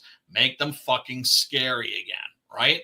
Mhm. Balls out fucking horror movie, blows up at the fucking box office, is popular with audiences and critics. Amazingly, because it's a fucking art house movie. Totally It's the surprises Universal me Monsters. that, like, regular Is he supposed to be doing horror a Frankenstein? Who's Yeah. supposed to be doing Frankenstein? He is. He's doing Universal's art house, and Universal owns Focus and Films. so is Guillermo. Yep.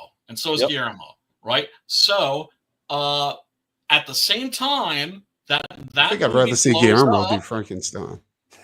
same wanna see time them both. that movie blows up, fucking Leigh Whannell's fucking Wolfman comes Wolf out. turd.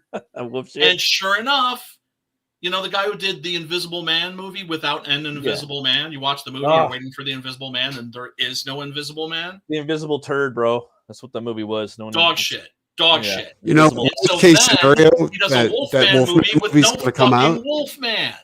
Well, what's going to happen is that Wolfman movie's going to come out. It's going to flop, and then the studio is going to be like, "I think we're going to scratch any future werewolf movies because It they don't is- sell." No, that's not what they're going to do. That's not what they're going to do. That means no more reimaginings. Yep. Is what that means. They're not That doing means shit. if They're you're gonna going let to make a Eggers. monster movie, put a fucking monster in it. They're gonna let I Egger. don't know, dude. Studios are pretty broad when Well, they they're idiots. stroke that pen, dude. They're idiots. They're idiots. But right now, 2 people have carte blanche. That means, hey, Alex, what's up? What's Alex doing here? I changed sex. This is a Don't mind grown-up me. space. Hi, how's everybody doing? How you Hello, doing? hello, young lady. Hello. We were just talking about Nosferatu and Wolfman. And Johnny Depp's daughter, dude, like pulled off a role. Son. Yeah, dude, she should have got Best Actress nomination. The movie got 4 nominations though. I agree. Okay, now. Oh yeah, Sim Dog, do me a fucking favor and drop the link for your campaign so we can talk about that shit. But first we gotta take another look at a. I know we're all over the place tonight, but it's cool. I don't give a fuck. We always like that. That's how you do it, man. You got to keep it moving all over the place. Yeah. But I do want to show one little clip here. Let me at least show the. Oh yeah, well we got to show this. People got to show this because this is just fucking outro right here. Yeah, so it's like they're in line, they're pretending, because that's the thing about the pod people. In order to avoid them, you just have to behave like them, which is, of course, like a robot, basically. However, like that zombies. doesn't mean a pod person dog can't sniff your ass out. Yeah, SJW, pretty much. Yeah, right. You know, another thing that I don't know if you guys seen it. I don't know if World's End. Yeah, it's good. Yes. That reminded me of that movie a lot too. It ain't Hot Fuzz, but it's good. That's solid. Shut that bitch up. Yeah, Donald Sutherland in here, dude. with the best role of his life. Veronica Cartwright, who had appeared in Alien around the same time. But yeah, and I love this too, because this is a really dark horror movie, but this scene is meant to be funny, and it is kind of funny. Funny, but it's kind of speed up the film as he's playing in here. He said tiger. You know, we've all met an old lady that we wanted to do that. Well, dude, he does that tap with the shovel. I wasn't expecting that when he finds his other self. Like, Have you seen the original Invasion of the Body Snatchers? No, I think I've seen the 90s one, though, in the day. But I never saw, like, the 50s one. Oh, you should definitely watch the 50s one. You should definitely watch the 50s one. Because, folks, even though this version is the better of the two, that doesn't mean that the original isn't worth watching. It is itself a really, really good movie. This just happens to be even better, in my opinion. I think the 90s one's called Body Snatchers. It is. Yeah. It's by Abel Ferrara. And it's I. It's I remember it like kind of coming out around the same time as like Village of the Damned, you know? And I went back and rewatched that again, I think, for the show. It's pretty good, you know? Which one? What was that? Not the Carpenter. The Christopher Lee one or Christopher Reeve one. Yeah, Village of the Damned, that was good. It's pretty good. Yeah, I mean, what was that movie where unnecessary remake? I thought it just felt limp to me. But that was all right. But what was that movie where they had an alien space? Yeah, I know. What was that movie where an alien spaceship like crashed over a hill or something like that, and this kid's seen it? Invasion. Yeah, and anybody who went to go see what it was like came back like changed. You know what I'm saying? One of the best that was awesome, children's horror movies ever made. I put that in like the children's horror genre. Like that and what was it? That and what was the fucking movie with a fucking hole in the backyard? The Gate. That movie's awesome. Yeah, The Gate 2 was okay. A horror movie that was pretty fucking good. Canadian too. Love The Gate. It was Stephen Dorff, dude. He's like young in that movie, you know? Yeah. But yeah, I just watched that not too long ago. And I was always tripping out how they made the little demons because they filmed. I always like, loved that goddamn movie. Yeah, still love it's metal too, man. It's all from a metal album, you know. It's like so many people took that idea, you know, and ran with it. It was like a surprise hit. There was some other movie that came out at the same time as The Gate. I forget what it was, but it was some like mainstream big budget thing. And this was like a little tiny Canadian indie horror movie. And they slapped the other one. Hollywood movie out of the fucking water. Like was like the number one movie. Was it like Critters or something like that? What was the one where they summon like little demons from hell? That's The Gate. That's The Gate. That was the Gate. Yeah, that's The Gate. Okay. Yeah. Yeah. With the death metal album, you know, his best friend. With the dude had he had like green eyes, glowing green eyes. And the parents leave and the dog dies. They throw the dog in there, and then you know, that movie's awesome. One demon comes out of the toilet. Back when Canada did great movies. That carpenter they buried in the wall. He's like, oh, it comes out. Check this out. They used to have these things when I was a kid that were called programs. So you'd go to the movie theater and they would have a program, kind of like you would like for like live theater, right? And hold on a second, I gotta do this. Actually, most of the smell is gone because I remember how these smell. I had the one for Alien, right? I'm at the one for Alien. The other one I had that survived. I have the one for Star Wars. I remember how that smelled. Dude, I have the original one I got for when Star Trek: The Motion Picture was released. I have one. I have two actually. That most people never got. Yeah, there was one where from Star Wars Episode 1. Star Wars Episode 1, and I have one from Superman. I got one signed by the artist, Chris Achilles. I met him once. And no way, eh? What, you have one of these signed by Chris Achilles? Yeah, it's right up here. It's on it's a canvas print.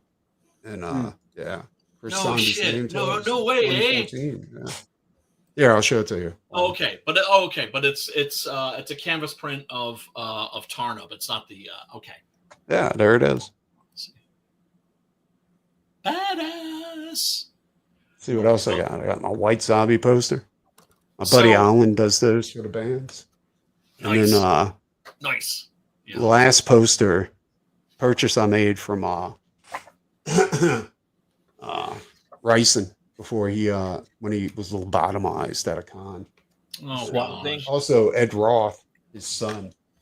I have a poster no shit. him and a photo Big of Daddy. me and him. Yeah, me and him in his car. Yeah. Damn. That's dope.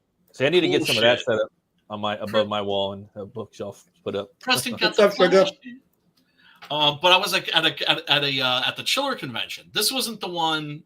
This is a convention, the same convention where Ethan was licking the urinal, but it wasn't the same year, right? Here, check this out. Yeah, I missed the last one, but that's under the glass on my desk. Nice. Nice. I knew you'd get a fucking out of those. That was awesome. Sick. You keep an eye. I'll always keep an eye out for shit from my homies. But anyway, I'm at the convention and somebody found a whole box of these that had been like unopened, that had just been sitting somewhere in a warehouse and was selling them. And dude, I always dream of finding shit like that. Of course, what was that? I said I always dream of finding shit like that. So my ass is sitting there. There's always some lucky motherfucker that finds a Superman #1 or something like that in an attic. Yeah, exactly. Did you hear about that? Like two brothers were working and they found a Superman #1 in the attic. It was in fucking phenomenal condition, right? Somebody must have read it, left it up there when they were building the house. No. So he's like, "Holy shit, this is Action Comics #1, right?" And this brother's like, "No way." And then they got in a fight over it and they ripped it in half. Like, serves their asses right, don't it? If they still sold it for a pretty good penny. Happened, serves them right. No, that's an actual thing that happened. That happened. Yeah, but they sold it, but they could have got so much more, like an undamaged copy. You know what I'm saying? Yeah, well, hopefully they learned to fuck. These guys were brothers.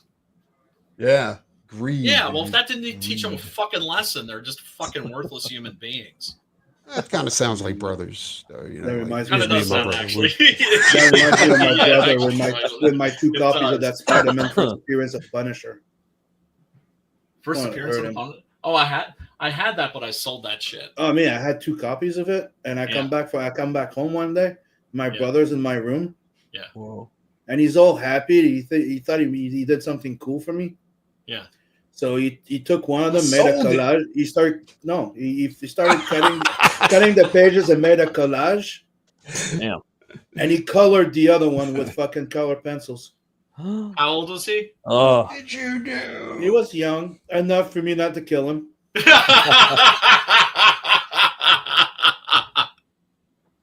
And the funny thing is that shit's funny, but it's like you're not smiling. That shit still hurts. But I remember seeing them watching. You see, I don't care how young my brother was. I still would have fucking body slammed. I remember like watching Coyote Ugly with my bro one day, and he just looked at me like when that scene where the guy's like going to buy something, you think he's buying drugs, and he pulls out the fucking comic. Yeah, my bro was like, "Hey, you said it was a Punisher #1." No, it was the first appearance of the Punisher. Yeah, Spider-Man. I just can't remember. Spider-Man. Yeah, one where he's fighting Tarantula on the cover. He's hunting the jackal, I think. No, he's Got the hired scope, by right? Yeah. I know which one you're talking. I had Oh, two so that's not the copies of first them. appearance, because the first appearance is in the issue before that, but it's kind of like the first appearance of Wolverine, where he just shows up at the very last panel. Well, that's called the cameo. That's not a first appearance. Really? Yeah. Yeah. Huh? It is a first, but I mean, First appearance. The first appearance is when he actually freaked plays out a by the role in the Punisher. story. No, but he has to play a role in the story. Gotcha. Because I remember the thing that freaked me out about the Punisher was, he was originally a Spider-Man villain, and there he was, like looming over Spider-Man with a assault rifle, looking like he was ready to blow his head off. Yeah. And I remember just thinking, like, wait a second, this guy's wearing a costume, but he's not wearing a mask. Yeah. So that means this guy 24/7. He's all business. He's all business. Like there is no secret identity for this guy. Like this is the dude, right? There's no Bruce Wayne. There's no fucking. What kind of Kent or condition? any of that bullshit for this dude. Like was it in perfect condition? So Yes, when they you were. had it, Yes, they were. Oh, so it's going for about $2,200 right now I know. on eBay. Yeah, I know. Oh, I know. 23. Like, when we watched the 23. movie Coyote Ugly, it's when my brother found out that it was worth $2,000 US. oh. Then I remember, like I'm telling you, like he went like this, and you could hear the. And I just looked at him. He's like, oh God. and that was like Oh. later when he was older. Like he just. Right, but the thing is, it's like he was a child. He thought he was doing you a solid, I right? know. So it was actually But there's no real forgiveness when it comes to family. Like you just hold that shit forever. My little bro, he broke like 9 right arms off of my McFarlane figures in the 90s. Oh, Dude, one of the worst ones. but to me, that it's like a also cat happened when to they me. fuck my shit up. It's like I Okay. can't get mad because Are you- it's just like they weren't actively trying to fuck me. He was just know? playing with them, you know? I used to have. Well, with a live in, like, kid, you don't really know. You know what I'm saying? Like it's possible he was trying to fuck you. I had my kid when I had my kids. I was still with the mom, right? I used to live in a 2-story place or a basement. So the basement was my like den. So you go down, there was a bar there, right? Oh, gangster. Right, and then the wall, a brick wall that I painted with a Superman logo because I'm a big Superman Chad, and there was figurines everywhere, and I was collecting, like buying the entire Hush set, the entire McFarlane collections. I bought them all, dude. Boom, boom. I had the entire Dragons collection, the anime one, everything was everywhere, right? So split up, get single, move into my smaller apartment. I only had like 2-3 on my computer. Everything was in boxes, right, in a room, and it happened to be my grandma's room when she used to babysit my kids to help me out. It was in the cupboard, right? Yeah. So I come back from work one day, right, and she goes, "Hey, I found something in the closet. The kids are fucking insane. They're having a freaking blast. They freaking went nuts." I'm like, what the fuck? What you talking about? I found boxes of toys in the closet, and I took them out and I gave them to the kids to play with them. Not many survived. But here's the thing, man. I But told they're you not about how my going friends' like- kids, they raped my fucking And toy collection. I Man. have to admit, like, this apartment that's kind of like my collection, and I'm like, but they're made to be played with in a way, but. Yeah, I know. Yeah. But you gotta let it go. You gotta let it go. The hardest for me was So the kids like, were having a one of blast. They like big smile in their faces. I'm like, yeah, exactly. What kind of a bitch ass would you be if you took that out of their hands and went, "No, you can't play with this"? It's I'd be the ultimate supposed to bitch be ass. I'll be like like, in a box where's all the in a fucking accessories? closet Where's the like you're accessories done. at? Give me that fucking shit. I remember thinking to myself, like, at least Give me the accessories or at the least- things going in shoulder first. at least they died doing what The they were made hands to gonna do. spread out like that. Yes. You never get out of your Yes. anus. Like for some reason, I don't know why. The hardest for me, because it wasn't like an old toy, it was actually new. Was one of my friend's kids comes over, so of course they come over with the kids. I'm busting out the bins of toys, and they're like, and one of them wants is like it was all into Spider-Man. It's like, I'll get you a Spider-Man, and so I'm going through like the Spider-Man bin with full Spider-Man Marvel toys, right? And he goes, I want that. And it was the Marvel Monsters box set. With Monster Frankenstein, Tomb of Dracula, fucking Jack Russell, fucking Werewolf by Night, Simon Garth the Zombie. It didn't have Amphibian, unfortunately, or fortunately. And yeah, what are you gonna do? I was just like, Yeah, stop playing with it, huh? Shit. I'll tell you exactly what you do. You say, you touch that, you will know what real pain is. Yeah, but this cute little That will motherfuckers, break a man. child's Little fucking fingers. Little kids, when they know They're that not you're cute, dude. that you're their bitch, that they've got you fucking wrapped around their fucking finger, they take advantage Nah, of it. you know what? I'm gonna give you some truth. The only cute kids were my kids. Everybody else's kids are ugly little demons. Yeah, but you see, that's the thing. That's the thing. I don't have any kids, so my friends' kids are like my kids, and just So, like If and you I look at, if you I don't look have at to my tell them kids, no. The only one, not many survive, but here you have the 2 Akira bikes Oh wow! I see him up there. with the Kanata and so Oh, that. So you yeah, have the that's battle awesome. damage bike, the Kanata! regular bike, That's dope. right? You have you have 1 or 2 You know, dragons that I survive. was wondering who was putting out those. And then there's hold on, there you go. The Danger Girls, they also survived. Not many. Hell yeah! I'll still have my Gizmo there. And there's the hold on, I'm trying to center myself. Sugar There you go. Warriors. Then you have my big Sentinel motherfucker there that survived. Nice. Guy down. Not that many. And you have the clown from Akira right here. Nice. The one that that drives the bike with no hands. Oh, we remember him. Yeah, it's And pretty memorable. and this one, that's my son Nat that decided to buy me toys in a way that he kind of made up for breaking my collection when he was younger. Aww. He brought me that big Aw. Optimus Prime and that Rodimus That's Prime. sweet. Yeah. That's some fucking sweet shit right there. That's I like diabetic coma. I was seeing these Fucking guitars sweet. go around, right? And they're like $1,300 to $1,400 a piece, and they're all based on classic monsters. Like they had the Boris Karloff Mummy guitar, and then the Dracula guitar and shit. And I was like, who's playing this fucking guitar? It's Kirk Hammett from Metallica. Oh, Put out yeah. a series of special classic monster guitars. Oh, dude, he's a monster kid. Yeah. And a collector. Frazetta. Yeah, and they come with a Yeah, case, yeah. like a coffin case with like Bela Lugosi's picture on the front of it. Yeah. He's Dude, another one that freaks out that he's he's a big movie like sci-fi movie and a freaking comic book fan. Mick Mars. Oh, well, there's really? a bunch of people. Dude, he follows me on freaking Twitter. Does he really? Yeah. That's fucking cool.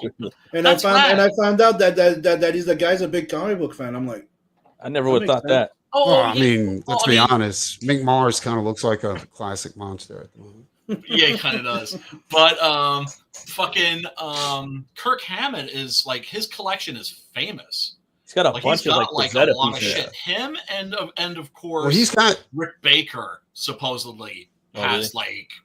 like a dope Instagram. collection that's like museum worthy. Like he's Really? got like I think he got a lot of I the didn't shit. know, dude. I was freaked out. I was like,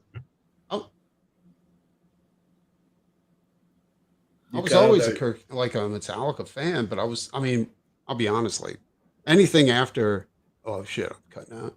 Anything you're after good, Master you're of good, Puppets you're for good. me. I'm like later. Yeah, me too. Master of Puppets is yeah, the last it's Metallica record. I think I got to head out. I think my internet's going out. Anyway, me, just gonna hang out with me. you guys. I'll talk to you soon. Y'all be good. Yep. Fuck you, man. You're just gonna fight.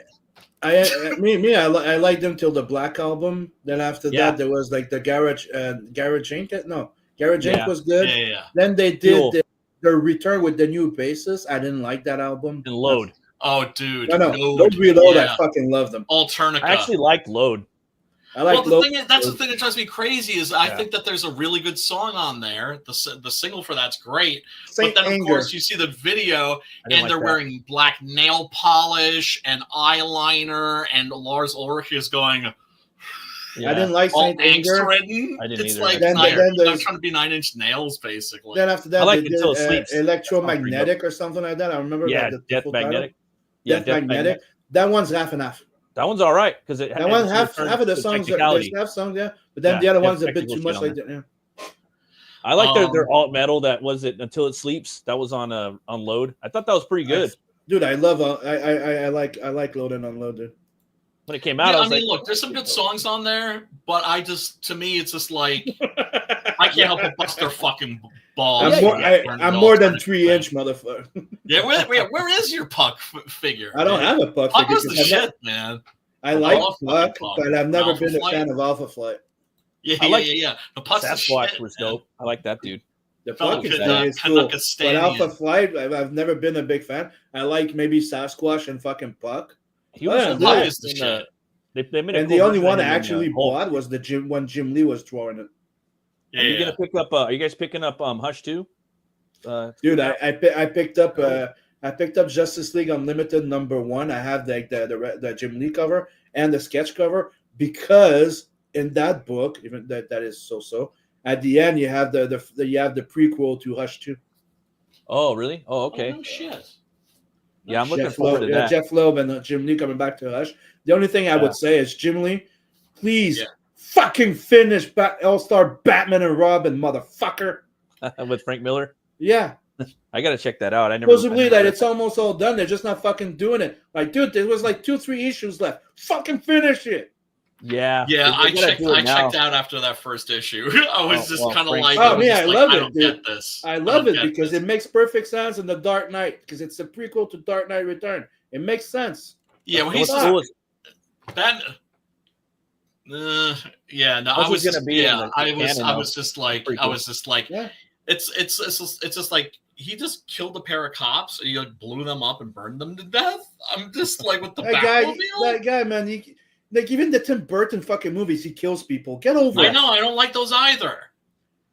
The Get only over it. Batman that people. kills that I like is Batfleck because I see Batfleck as like a Elseworlds. And he's technically Frank Miller's Batman.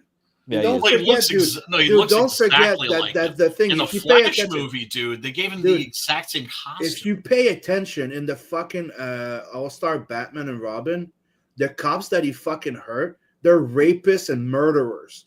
That's the thing is that they're showing you that some of the cops there are worse than the fucking criminals. No, well, yeah, that's understood, but Batman doesn't kill. Nah, the new Batman doesn't kill, and I like that Batman too. But the real Batman, the Dark Knight Batman, he does. I'm sorry. He fucked people up. Just depends on your taste, you know. I mean, the first Batman, he blew people away, just like all the other posters. Well, like the Shadow, but Superman. Like I always, when people use that argument, I'm like, yeah, but can Superman fly? And the answer is, if you're going by that by the same standard, come on, it doesn't make sense. He can leap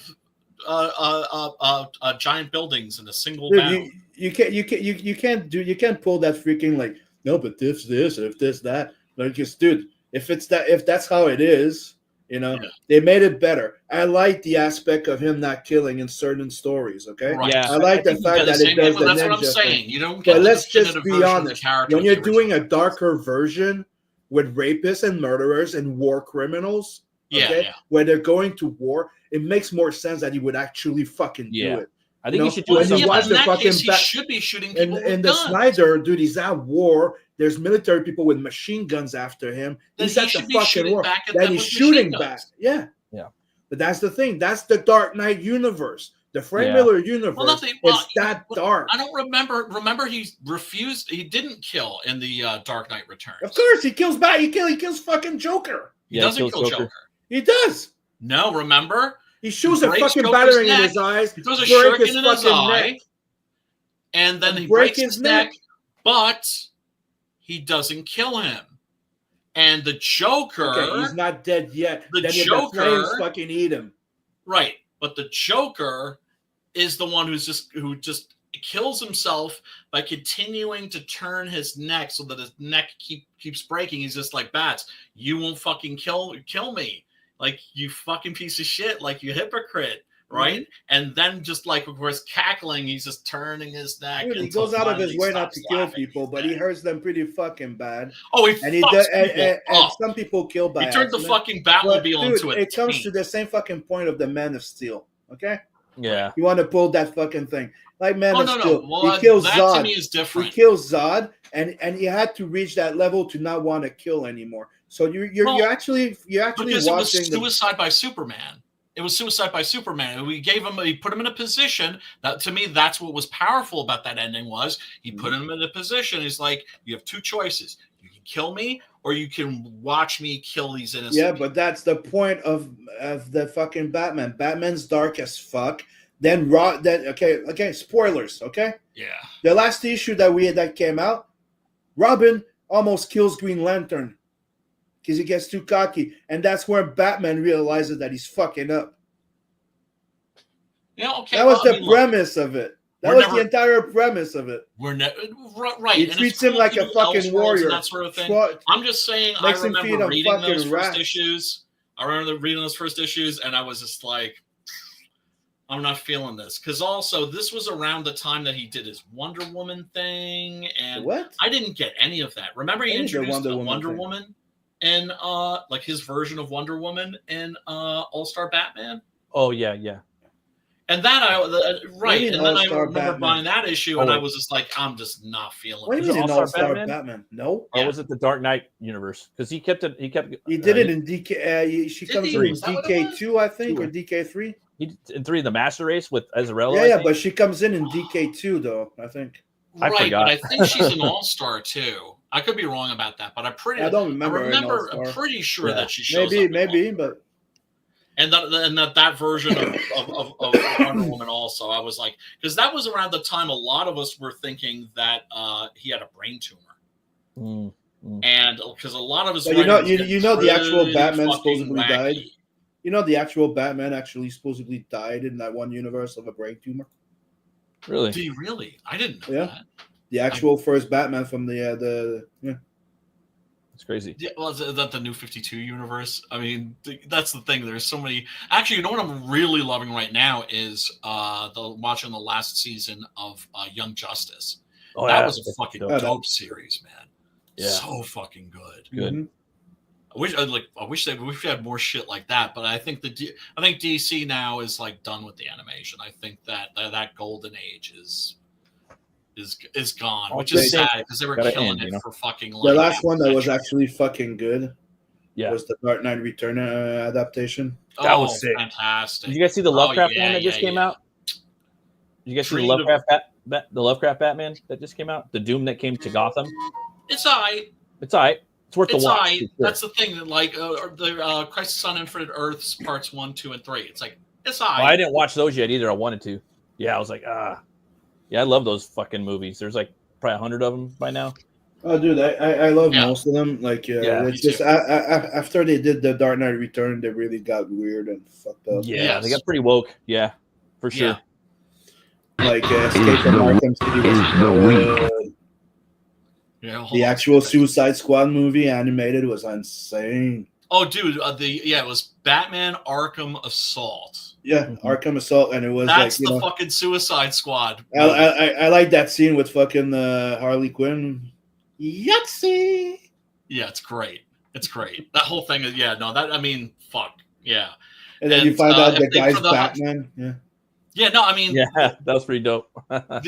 that's better than the actual official animated Suicide Squad movie and either of the live action movies. Mm-hmm. Yeah, In my agreed. humble opinion. Anyway, got to bring This this up. is the week in horror. The week in horror. Horror. Ah! So I got to. There's a movie because I was a movie that I promised I was going to bring up. It's called. We got to pimp some Hellzone too. We are going to pimp some Hellzone. I was about to say. Sim, I'm did gonna you have drop to that lose link soon. yet, bro? A link to what in the chat? Yeah. No, I haven't. Well, what the fuck? Dude, Hook a brother up. Hook a brother up. I try not to be just about. I try not No, to be. I know, but dude, you just launched. You know, I'm asking you to show like a motherfucker is what I'm asking you to show like a motherfucker because I'm excited. You got to, man. You know. Yeah. And people, by the way, you can go read the first 25 pages on Global Comics. Hell yeah! I invite more people to do so because I think it's a great website and it's a great way to get people excited about your book. I was gonna say that the fact that you did that shows it is a super smart thing because it shows confidence in your product, right? You're giving people a chance to kick the tires and see if this is something, whether they want to buy it or not. I do the same thing on my campaign site, and I also uploaded the first issue of Six Gun. I encourage everybody. Dude, I've been supporting Global Comics before DC and Marvel was there. Like I put Blood Hunt there, like in I think like the end of 2022 or beginning of 2023. I learned about them from you. Actually, I had no fucking clue who the hell they. And I found out about them because I was curious because I was checking into Webtoon and shit like that, and I'm like, I don't know if my Then I found Global Comics. I'm like, what the fuck is this? Can you do me a favor and drop those in the DMs because for some reason it's not letting me open the links just through the. You want me to do it in private chat? Is that it? Yeah. That way I can open them and. Here's the campaign. And we can take a look at the campaign pages. But real quick, first, wanted to bring up this movie called The Damned. Oh yeah, that movie. That sounds familiar. Oh yeah. Well, I mean, there was a movie called The Damned that was made in the 1970s about like Yahtzees. But this is, and then there's a Hammer movie called These Are the Damned. This is just called The Damned. And it is a Irish horror movie. Two countries coming real hard now with the horror are Ireland and Argentina. And to me, one of the joys of being a horror fan, I think also just whenever you're a fan of any genre or medium, it's always cool to see what other countries bring, right? Because everybody brings like their own flavor and seasoning, right? And, like British horror movies from like the 60s or Spanish horror movies from the 70s or American horror movies from the 80s. It's like, all these different cultures are producing their own version of the same thing.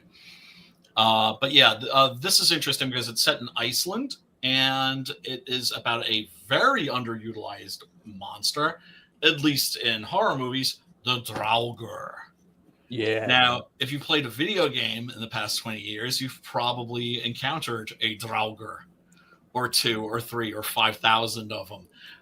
They're in the God of War games. They're in the Skyrim, of course. The Draugr is an interesting monster because it's kind of really more like a vampire than anything else. Zombie. At least the folklore is will remind you more. It's closer to the Romanian vampire than anything else. They hover over your graves too sometimes. Like they attack your dreams. I seen this trailer, dude, and it reminded me of The Witch. I remember watching this probably about a month ago. I had it on my show because it would populate. I always do my bullshit. Yeah, and it reminded me of like The Witch, with a little bit of Scandinavian folklore. And I thought it was I didn't know if it was a vampire or ghost, but and the last night you told me it was a Draugr, and I was like, oh, and now you're saying the Damned. I'm like, okay, I know what this movie is. Like, really excited because it definitely has like an Eggers feel to it, you know. Well, that's the direction that we're headed in. We're headed in a direction, and because I've been, it's a topic of discussion. Anybody that cares about horror, it's like, where's horror headed? Just like if you're into rap music, well, where's rap music going, right? It's the same thing with anything. Where comics going, right? Exactly. And like, what's the future? And for me, it's been clear for a while now that the future is surrealism and art house, right? Those are the directions. Hopefully also Gothic, right? Gothic art house, right? Hopefully the success of the new Nosferatu. John Gore from the guy who currently owns Hammer Studios has taken fucking notice, and we'll see, right? We'll see. He's a fucking idiot if he hasn't. So I'm hoping that we're going to get Gothic Universal monster movies, that we're going to get Gothic Hammer horror movies. We are getting Universal ones, Gothic Universal ones, the Eggers ones, because they own Focus. They technically own the company that he's the studio. They own Focus. Well, but they're not. You know what I mean? But that's the way they're going. That's the way we're going to get it, Brian. But they're not going to be shared. Here's the thing. It's not going to be a shared universe. I actually did. This is almost in the this is kind of a non sequitur, but because I always thought it's just like, why didn't they get Guillermo del Toro? And it turns out he said in an interview, I guess maybe he hadn't mentioned it before because it was like an NDA thing. They came to him in 2008 and said, we want to relaunch the Universal monsters and we want you to head it up. Naturally, you know what the motherfucker did? What? He said no. Yeah, that's on him, dude. He says it's his greatest regret. Yeah, that's the fucking stupidest decision. He fucked up. No. Then he went to do his Fish Boy movie. Right. Yeah. So hopefully they're going to come to Eggers, and Eggers will be like, I got you. Oh, no, they did. And he's just going to produce them through Focus. Every 2 years, it's going to drop on Christmas. Don't be surprised if Frankenstein is coming out in like 2028 on Christmas Day. And then he's going to do the Mummy in 2030 on Christmas Day. We'll see. And it's Focus, but it's going to be art house because you can't make it, But if they're smart, they'll do art house with their main banner, which is Universal. And then you could do the Focus. Monster mashes because it should all be leading up to. It's got to say Universal, Frankenstein, dude. Monster fucking Rally, Dracula, Frankenstein monster, and the Lawrence Talbot, the Wolfman. Fucking epic unholy trinity battle to the fucking death. Because Werewolf's gonna be a medieval movie, you know what I mean? So yeah, I mean, we'll see. Which is dope as fuck. Anyway, yeah, let me roll this trailer so you all can get an impression of this movie. See if this is something you want to check out or not. Late one night, when everyone was in bed, there was a knock at the door. Yeah, this is set in a Icelandic fishing, not a village, but it's like a outpost basically. And so men come there to work as fishermen and bust their asses and then go home with like their pockets full of money. And the main character is this woman who her husband died 2 years ago. He was a fisherman too. Dangerous job. He got killed and left her this place. May the Lord protect you from harmful sea creatures and dangerous pirates. Go. So what happens is, and I think this is a great setup, they see that there's a ship that's trapped on the rocks within view of the beach, right? And, it's the dead of winter and they're running out of food and they're not catching fish, because it's been snowing and it's been too icy for them to go out there. And suddenly they see that there's a ship that's being wrecked, that's crashing on the rocks, and she makes the decision, since she owns the place, to not go out and rescue the people on the ship. because if they rescue the people on the ship, she's thinking they're not going to have enough food for winter.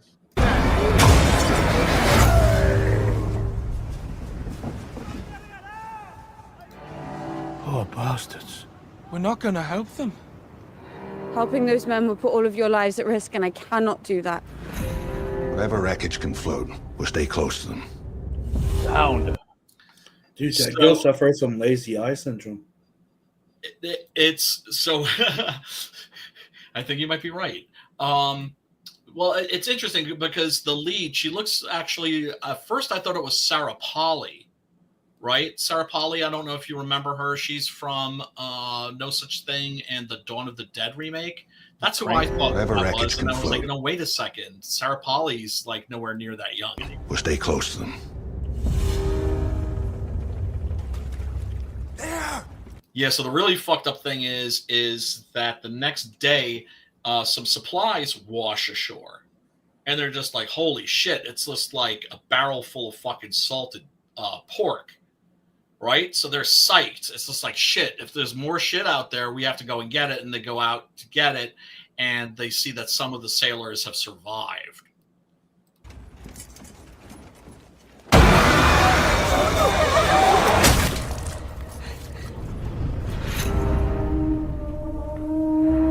I've seen evil trying to get in here. In bed.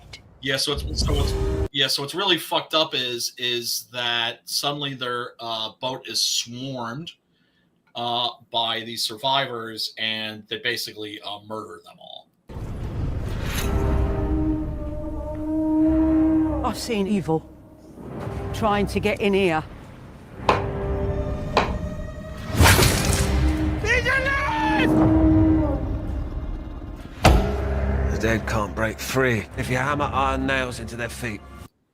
Hammering iron nails into their feet. Now, Matt, does that not sound like something directly out of like Hungarian or Romanian vampire folklore? Oh yeah, absolutely. What happened on that ship was a terrible tragedy. He doesn't care. I wouldn't sleep if I were you. A thing like that never stops. So the thing about the Draugr, and I find this really interesting, is that it's not a ghost. It's not a spirit. It's a walking corpse. Mm.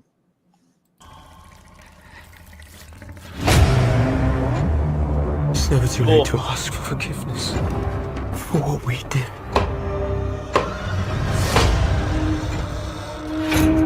It won't stop until it's taken all of us. Keep it away! Keep it away from... Right. So although the Draugr is, we're told, is physical, it has a psychic attack.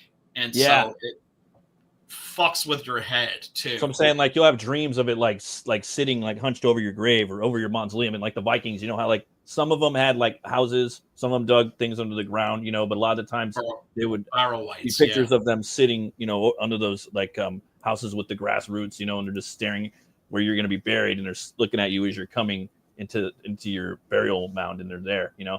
Right. But there's different, you know, interpretations of the Draugr. You know what I mean? Yeah.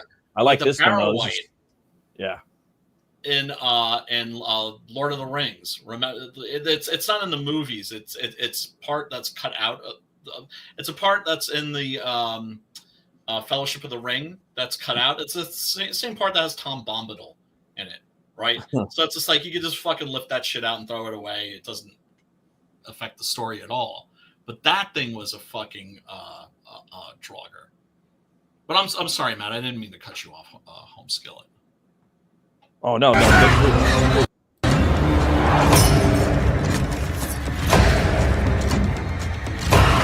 We should not be here. Help me! Help me!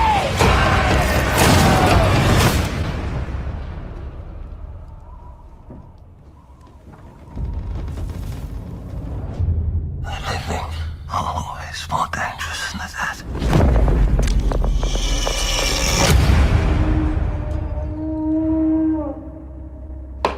Yeah, so far I think this looks like the most solid horror film coming out this year, you know. I have seen it. We'll see what happens. Oh, you saw it already? Yes. When did you see it? Last week. Oh, it's in the theater or what? No, it's on digital. This is like a little indie movie, right? Oh shit. So, yeah. So this is the sort of thing that when it gets released theatrically, it's released like maybe like in the cities and major metropolitan areas, and to streaming on the same day. Oh, okay. Yeah. Well, what'd you think of it? Did you like it?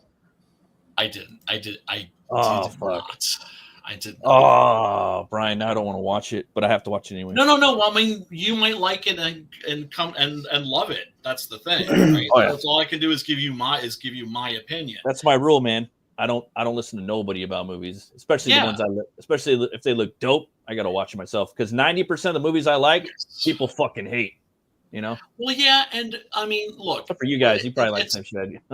Right. I mean, look, I do pay attention to critics because to me, critics are ultimately consumer reporters, right? In other words, you know, and you know, if it's something that's really intriguing to me, I will watch it and myself and make up my own fucking mind. Yeah. But you only have so much time for so much shit. Yeah, right? well, that's why people go to critics because they can't watch every fucking movie. You know what I mean? And if you have critics, if you have critics that you trust or homies that watch it, like you, I trust you. When you tell me that, my shit went because I don't know. Don't not watch it because I didn't like it. Like and I like Sinister. Terrible. I thought Sinister was pretty scary. I thought the second one. I love Sinister. But I thought that first one was pretty scary, and then I got Sinister vibes off of the Draugr design in the background. You know, of the Bagul. I'm like, dude, that looks like an Icelandic Bagul. You know what I mean? That's the way I would handle this. But I don't know if it's. I just found it disappointing. Oh. What about Hellzone? Hellzone ain't disappointing. No, it ain't. I love the look of that, man. I'm looking for the link. That I get vibes of two of my favorite sci-fi horror movies and that or properties, and that's Doom and also Event Horizon. When I see Hellzone. Oh my god! Oh, I've said it on stream.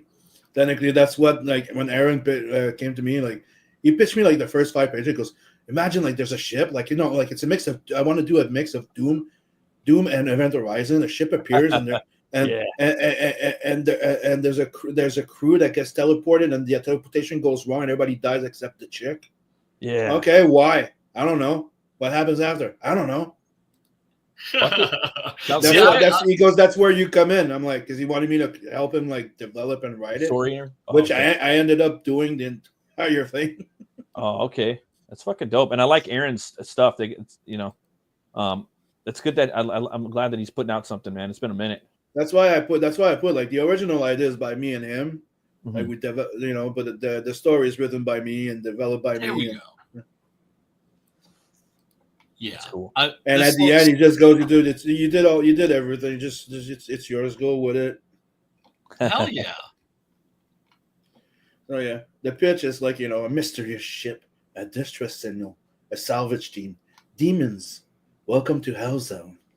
Hell yeah! A 68-page sci-fi horror one-shot book graphic novel from an original idea by me and Aaron, developed, written, illustrated, colored, and lettered by yours truly. Follow the adventure of Hannah, a highly trained combat medic, part of a salvage team who can kick ass as well as save lives. Join her as she faces a ship infested by blood fiends and demons with the help of Oren, a priest monk, plus a living hell gun fueled by her blood and attached to her right arm. Metal? Right? I love the covers on here too. Oh fuck yes! The cover, the first cover is like the exclusive limited edition. Like it's just for the campaign on Indie. Okay. Because it's the original concept art. Oh, okay. It's the first concept art I did, and that's what Preston base is. That's why the gun is different. Like expect the gun to be different in the book. Oh, okay. Because that's the first concept art, and the final version, you wanted to have a more blocky look and. Me, I wanted to have the gun to look alive.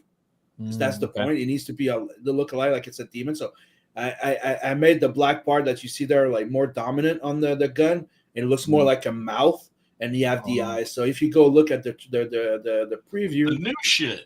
Mm-hmm. Yeah, I mean, look. I mean, how can you fucking go wrong? You can't. Right? This just looks metal as fuck. And for the moment, for the first 2 weeks, if you were on the mailing list, your secret tier, early bird tier lasts a month, the first 30 days.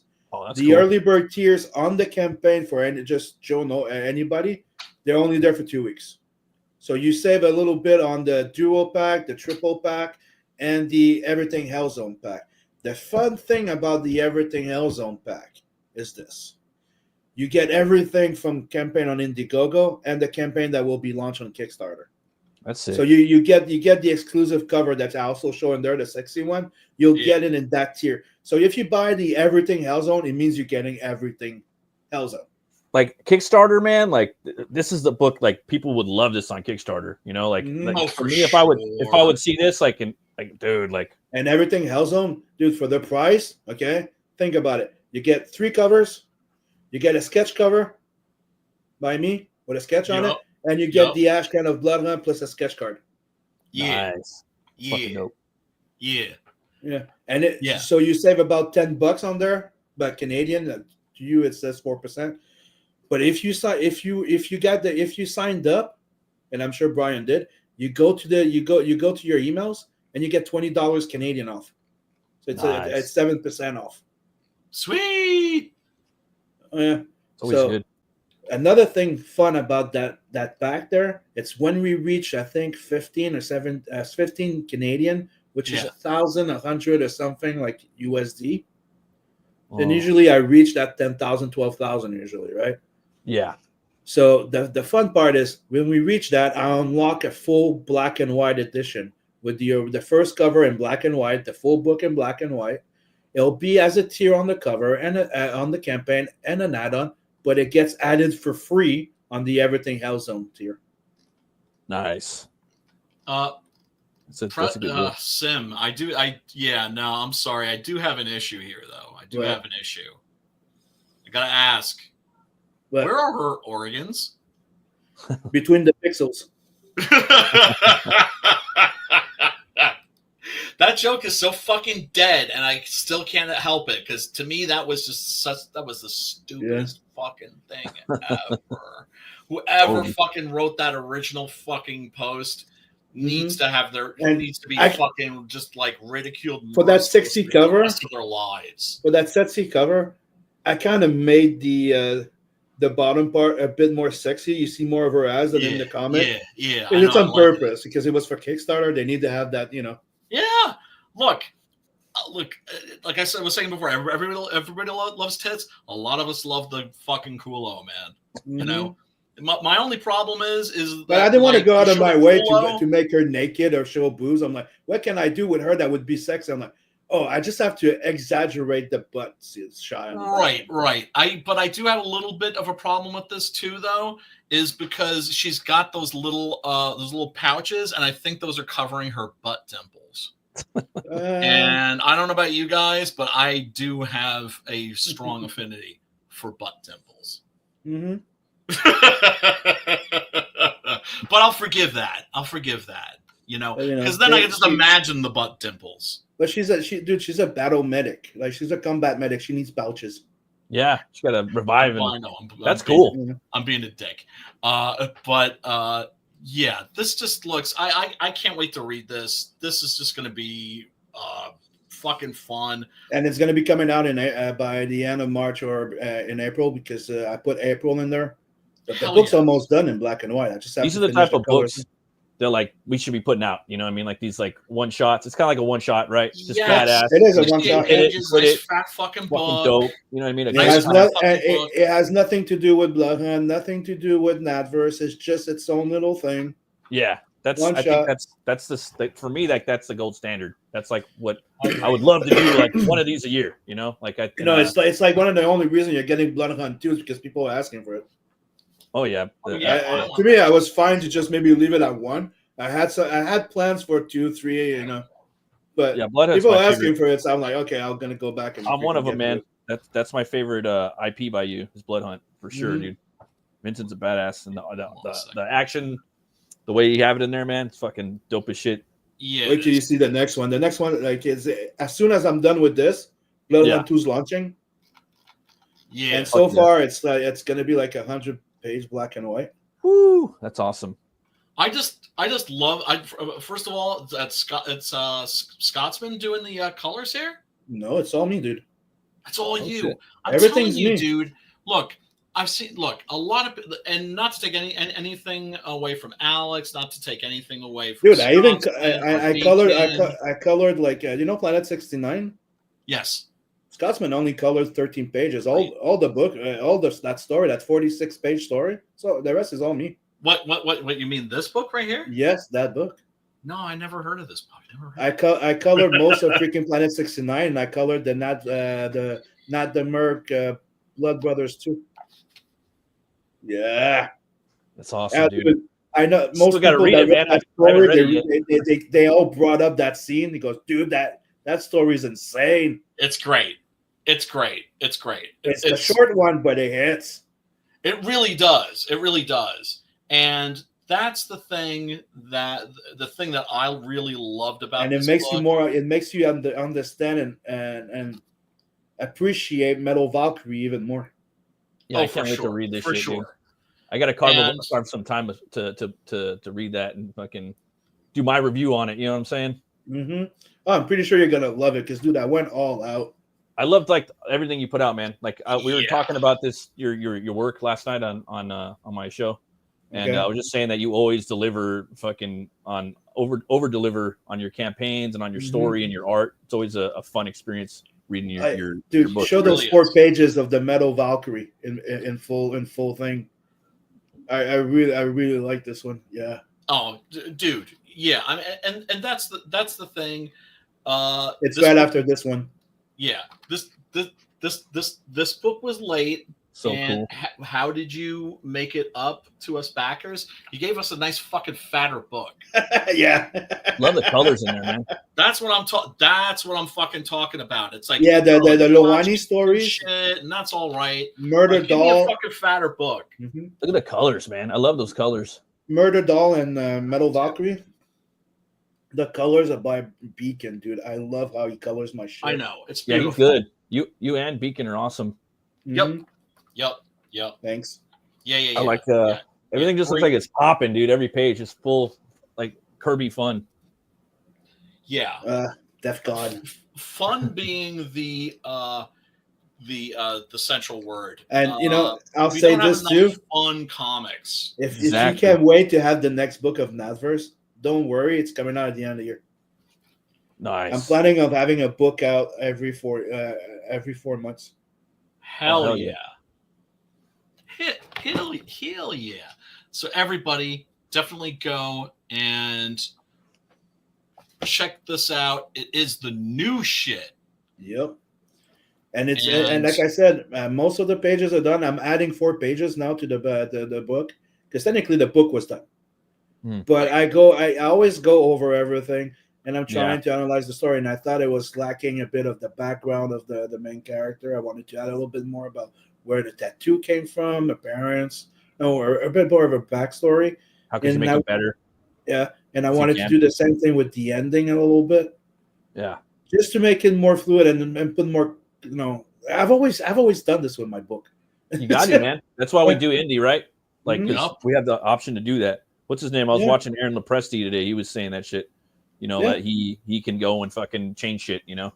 I can go and change shit. It's always in constant development. You can always, you know, add a little something. Like the thing with one of the things with Metal Valkyrie, right? Originally, there was only 2 pages of her in her battle suit, right? And I was going over the final pages, and I'm like, I feel like I'm teasing people a bit too much. I need to add 2 pages of Metal Valkyrie in her full bodysuit in the fight. The fight is too quick. So I reached out to Beacon. Hey, Beacon, the book's done. I'm thinking to go to print in that time. Yeah. Do you mind? Do you have time? Would you mind coloring 2 extra pages? Goes, bring them. See, like that's like me, dude. That's the fucking always more spirit action. right there. More action, you know, like, and it's comics, you know what I mean? Like for me, like, and again, Brian, like you said, 2025 for me, I'm all about story, and I'm an artist, and I love art, you know. But for me, with comic books and the modern story is the number one thing, you know. Oh yeah, I enjoyed the trailer. I did it quick, but I think it came out pretty nice. It Oh sells yeah, it, yeah, bro. yeah. This shit's fucking metal, dude. Yeah, it's very fucking metal. I did a nice little script for that song, and it came out nice. Are you guys getting audio on this? Not in the beginning, no. Okay. I am now. Now, yes, but low.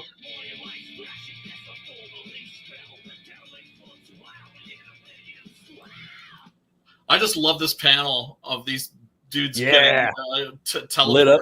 and just getting fucking blasted to fucking bits. And I was thinking in the beginning to render it like all in color, and I'm like, no, there's something in me is like, it would hit just better, all red around her in color. Oh yeah, Yes.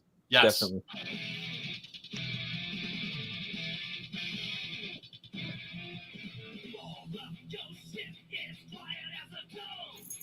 Oh!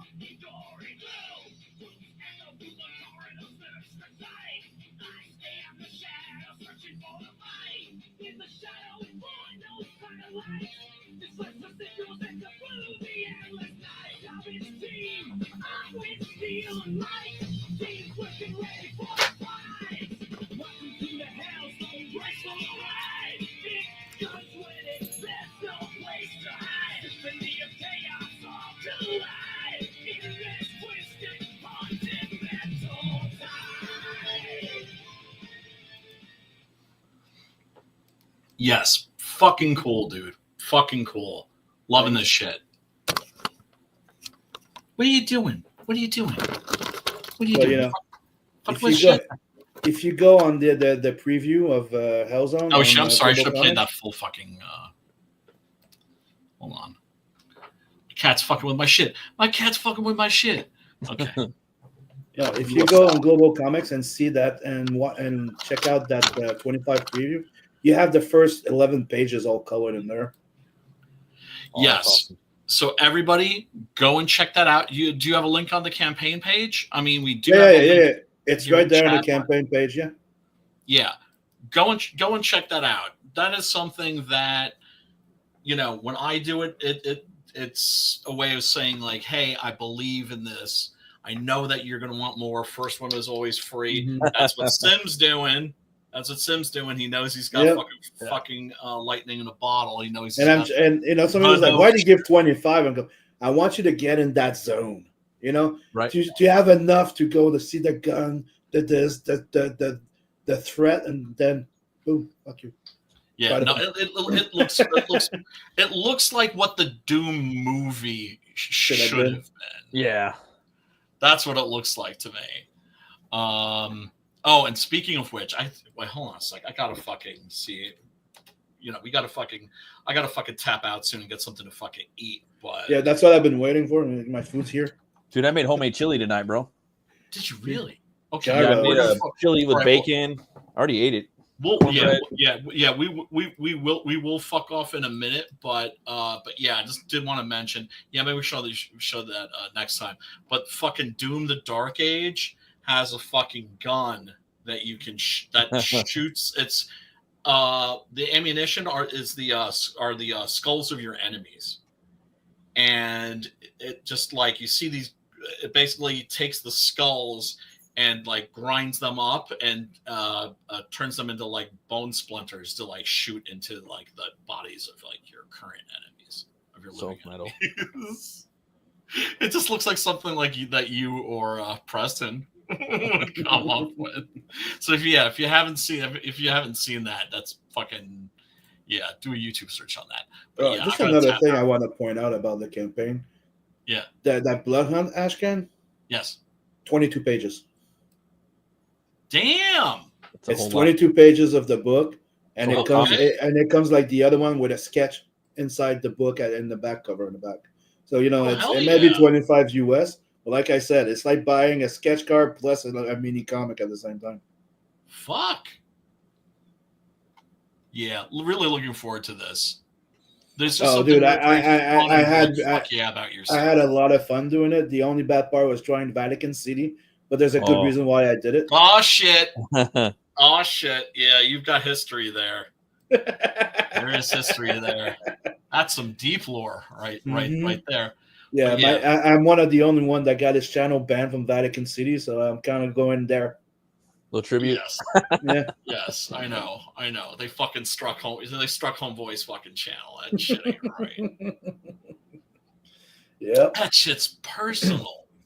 Anyway, everybody that's tuned in, thank you so much.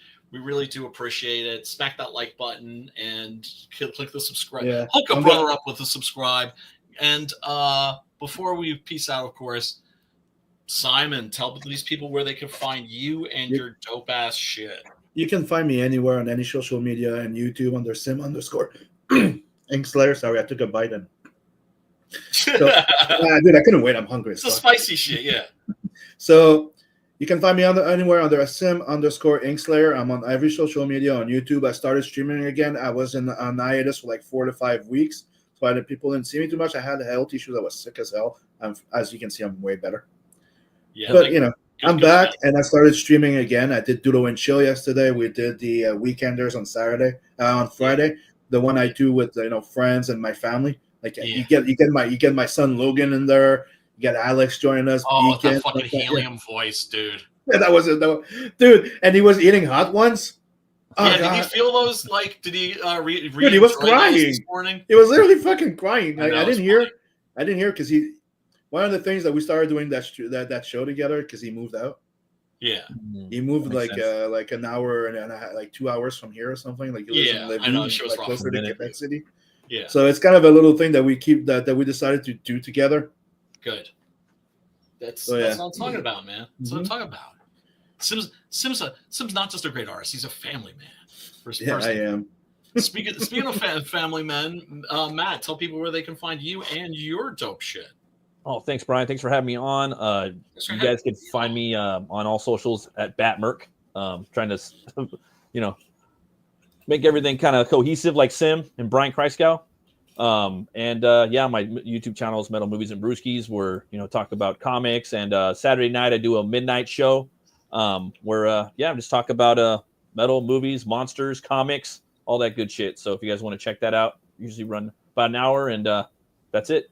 And I'm working on my comic Hell War, and hopefully I'll have that launched at the end of the year. So thanks again, Brian. Hey, thanks for coming on. Thanks for being on. And everybody, thank you for tuning in. We really do appreciate you. Now we got to get to our nom-noms. So time to go eat and maybe play some Hell Divers too before going to dude. Yeah, because I've heard that they've updated that, and that there's of course there's base and everything. There's a spawning problem right now that they need to update again because goddamn, dude, we went on a mission and we played like extreme. Yeah. Right? Damn. Okay. Dude, me and Beacon were like running around. Then all of a sudden, there's a spawning problem. Okay, we have 4 Bile Titans, 10 fucking Chargers, 5 freaking Impalers, and an army like thousands of freaking like hunters and stuff. Drones and shit. Dude, how the fuck can we survive this shit? I don't know. We're hitting. We're getting killed, coming back. Beacon's like, fuck you, bye. You just stepped out of the freaking thing. I'm still there. Bang, bang. Yeah, so how do I hook up with you guys? The Discord, right? Yeah, well, when we game, we're on Discord. Okay. Sometimes you'll see me, Dave, and Beacon there. It's on my Discord on Sim. If you're there on my Discord and you have the Inkslayer, hit me up if you want to join in some games and stuff like that, because that's where I hang out sometimes, and I also there watching movies sometimes. Cool. I have a movie room and a gaming room. Yeah. It's where I like to hang out with fans and friends and stuff like that. So the only thing I ask is keep drama out and no stupid bullshit. We're all there to just geek out and have fun. That's all I'm at. That's all. I'm sorry, I don't hang out enough. And the thing is, it's just like I've got other friends that are like into video games. I don't game with them either. Mm-hmm. So don't take that shit personally. I'm just awful. I don't. I don't. As long as you don't give me shit for not gaming with you, we're fine. Yeah. Okay. Cool. Because I'm gonna try. Because I have friends that some people are like, dude, but look, I'm a sporadic gamer. Sometimes I you know, like I prioritize my work and my family before all this stuff. Yeah. But I have been too much just work lately. Yeah. That I'm trying to be more to take and a it's a 2 social hour a thing, so- night, or you know, You have one to. day where I'm gaming more because You need a dude, palate cleanser. I burned out a few times, and it's not like, oh, I'm burned out. No, I just mean Nah, burned out where you get tired, you start working, Yeah. you're getting tired, you get demotivated. That's what I mean by burnout. Not Exactly. Yeah. Palate cleanse. Yeah. And sometimes So you do potato have chip to in between, shift you know? into neutral and just let that fucking that creative reservoir. Yeah. Yes. Like there's some moments where I take a few days off, like I'm not like it happened, and I just start binge reading shit. Yeah. Yeah. Like I read the entire Energon freaking books, like I have a stack. Yeah, like of the trades, and I just went. Oh god, comics are the shit, man. I fucking love comics. Mhm. But yeah, I keep saying that comics the best thing in the goddamn world. Yeah, comics Yeah, specifically. Hell yeah, hail comics. But anyway, everybody, thank you so much. I see Pops isn't here to take our asses out, so I'm going to take our asses out. Way out, everybody. Until we see you. Well, actually, I don't know if we're coming back next week. I'm thinking about switching up my whole YouTube game, but maybe we will be back next week. Because dude, it took me a while to even know that you were streaming again on fucking Sundays. I was like, what the fuck happened to the show? And isn't it It's because and also the fact that I used to see the freaking links that you share in the thing late. I was like, what the fuck? Yeah. No, I gotta switch my my YouTube. I'm thinking about like no longer live. Because I know I'm not here every time, but I like to try and be there when it's one of those movies that I like a lot. No, of course. No, never. No one should ever feel like with the DM group. I've always had the same attitude. Nobody should ever feel obliged to fucking show up. If you feel like jumping in, jump. I'm not gonna look at you funny. You know damn well the movies that will get me here. No, that is true. That is true. Actually. But anyway, dude, so good seeing you, and of course, Matt. Everybody, until we see you, whenever we see you. Time to go eat. Bye. Love and peace.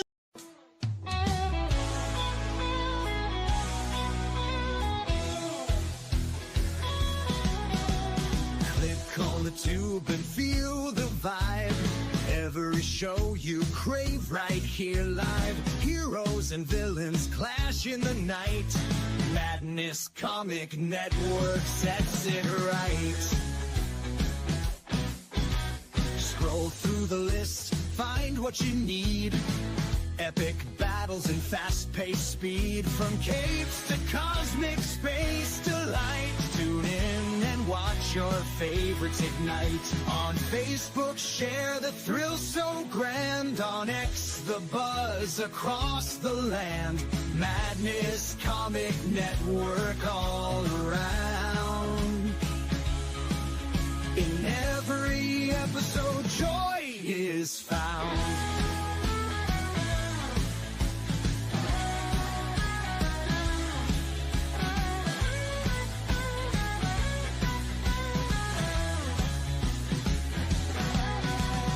New uploads, they never end. Superheroes and their friends. Catch every twist and every turn. Madness Comic, you will yearn. Stay up to date with every twist. Madness Comic, don't miss a gist. From laughter to tears, every mood. Madness Comic sets the groove. Click that button and subscribe. Catch the wave and ride the tide. Join the fun, join the craze. Madness Comic brightens days. Hey!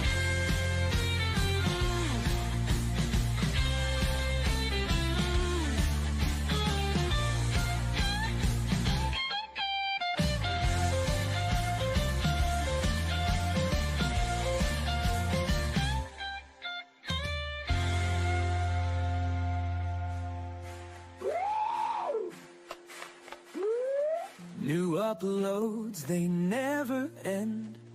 Superheroes and their friends. Catch every twist and every turn. Madness Comic, you will yearn. Stay up to date with every twist. Madness Comic, don't miss a gist. From laughter to tears, every mood. Madness Comic sets the groove. Click that button and subscribe.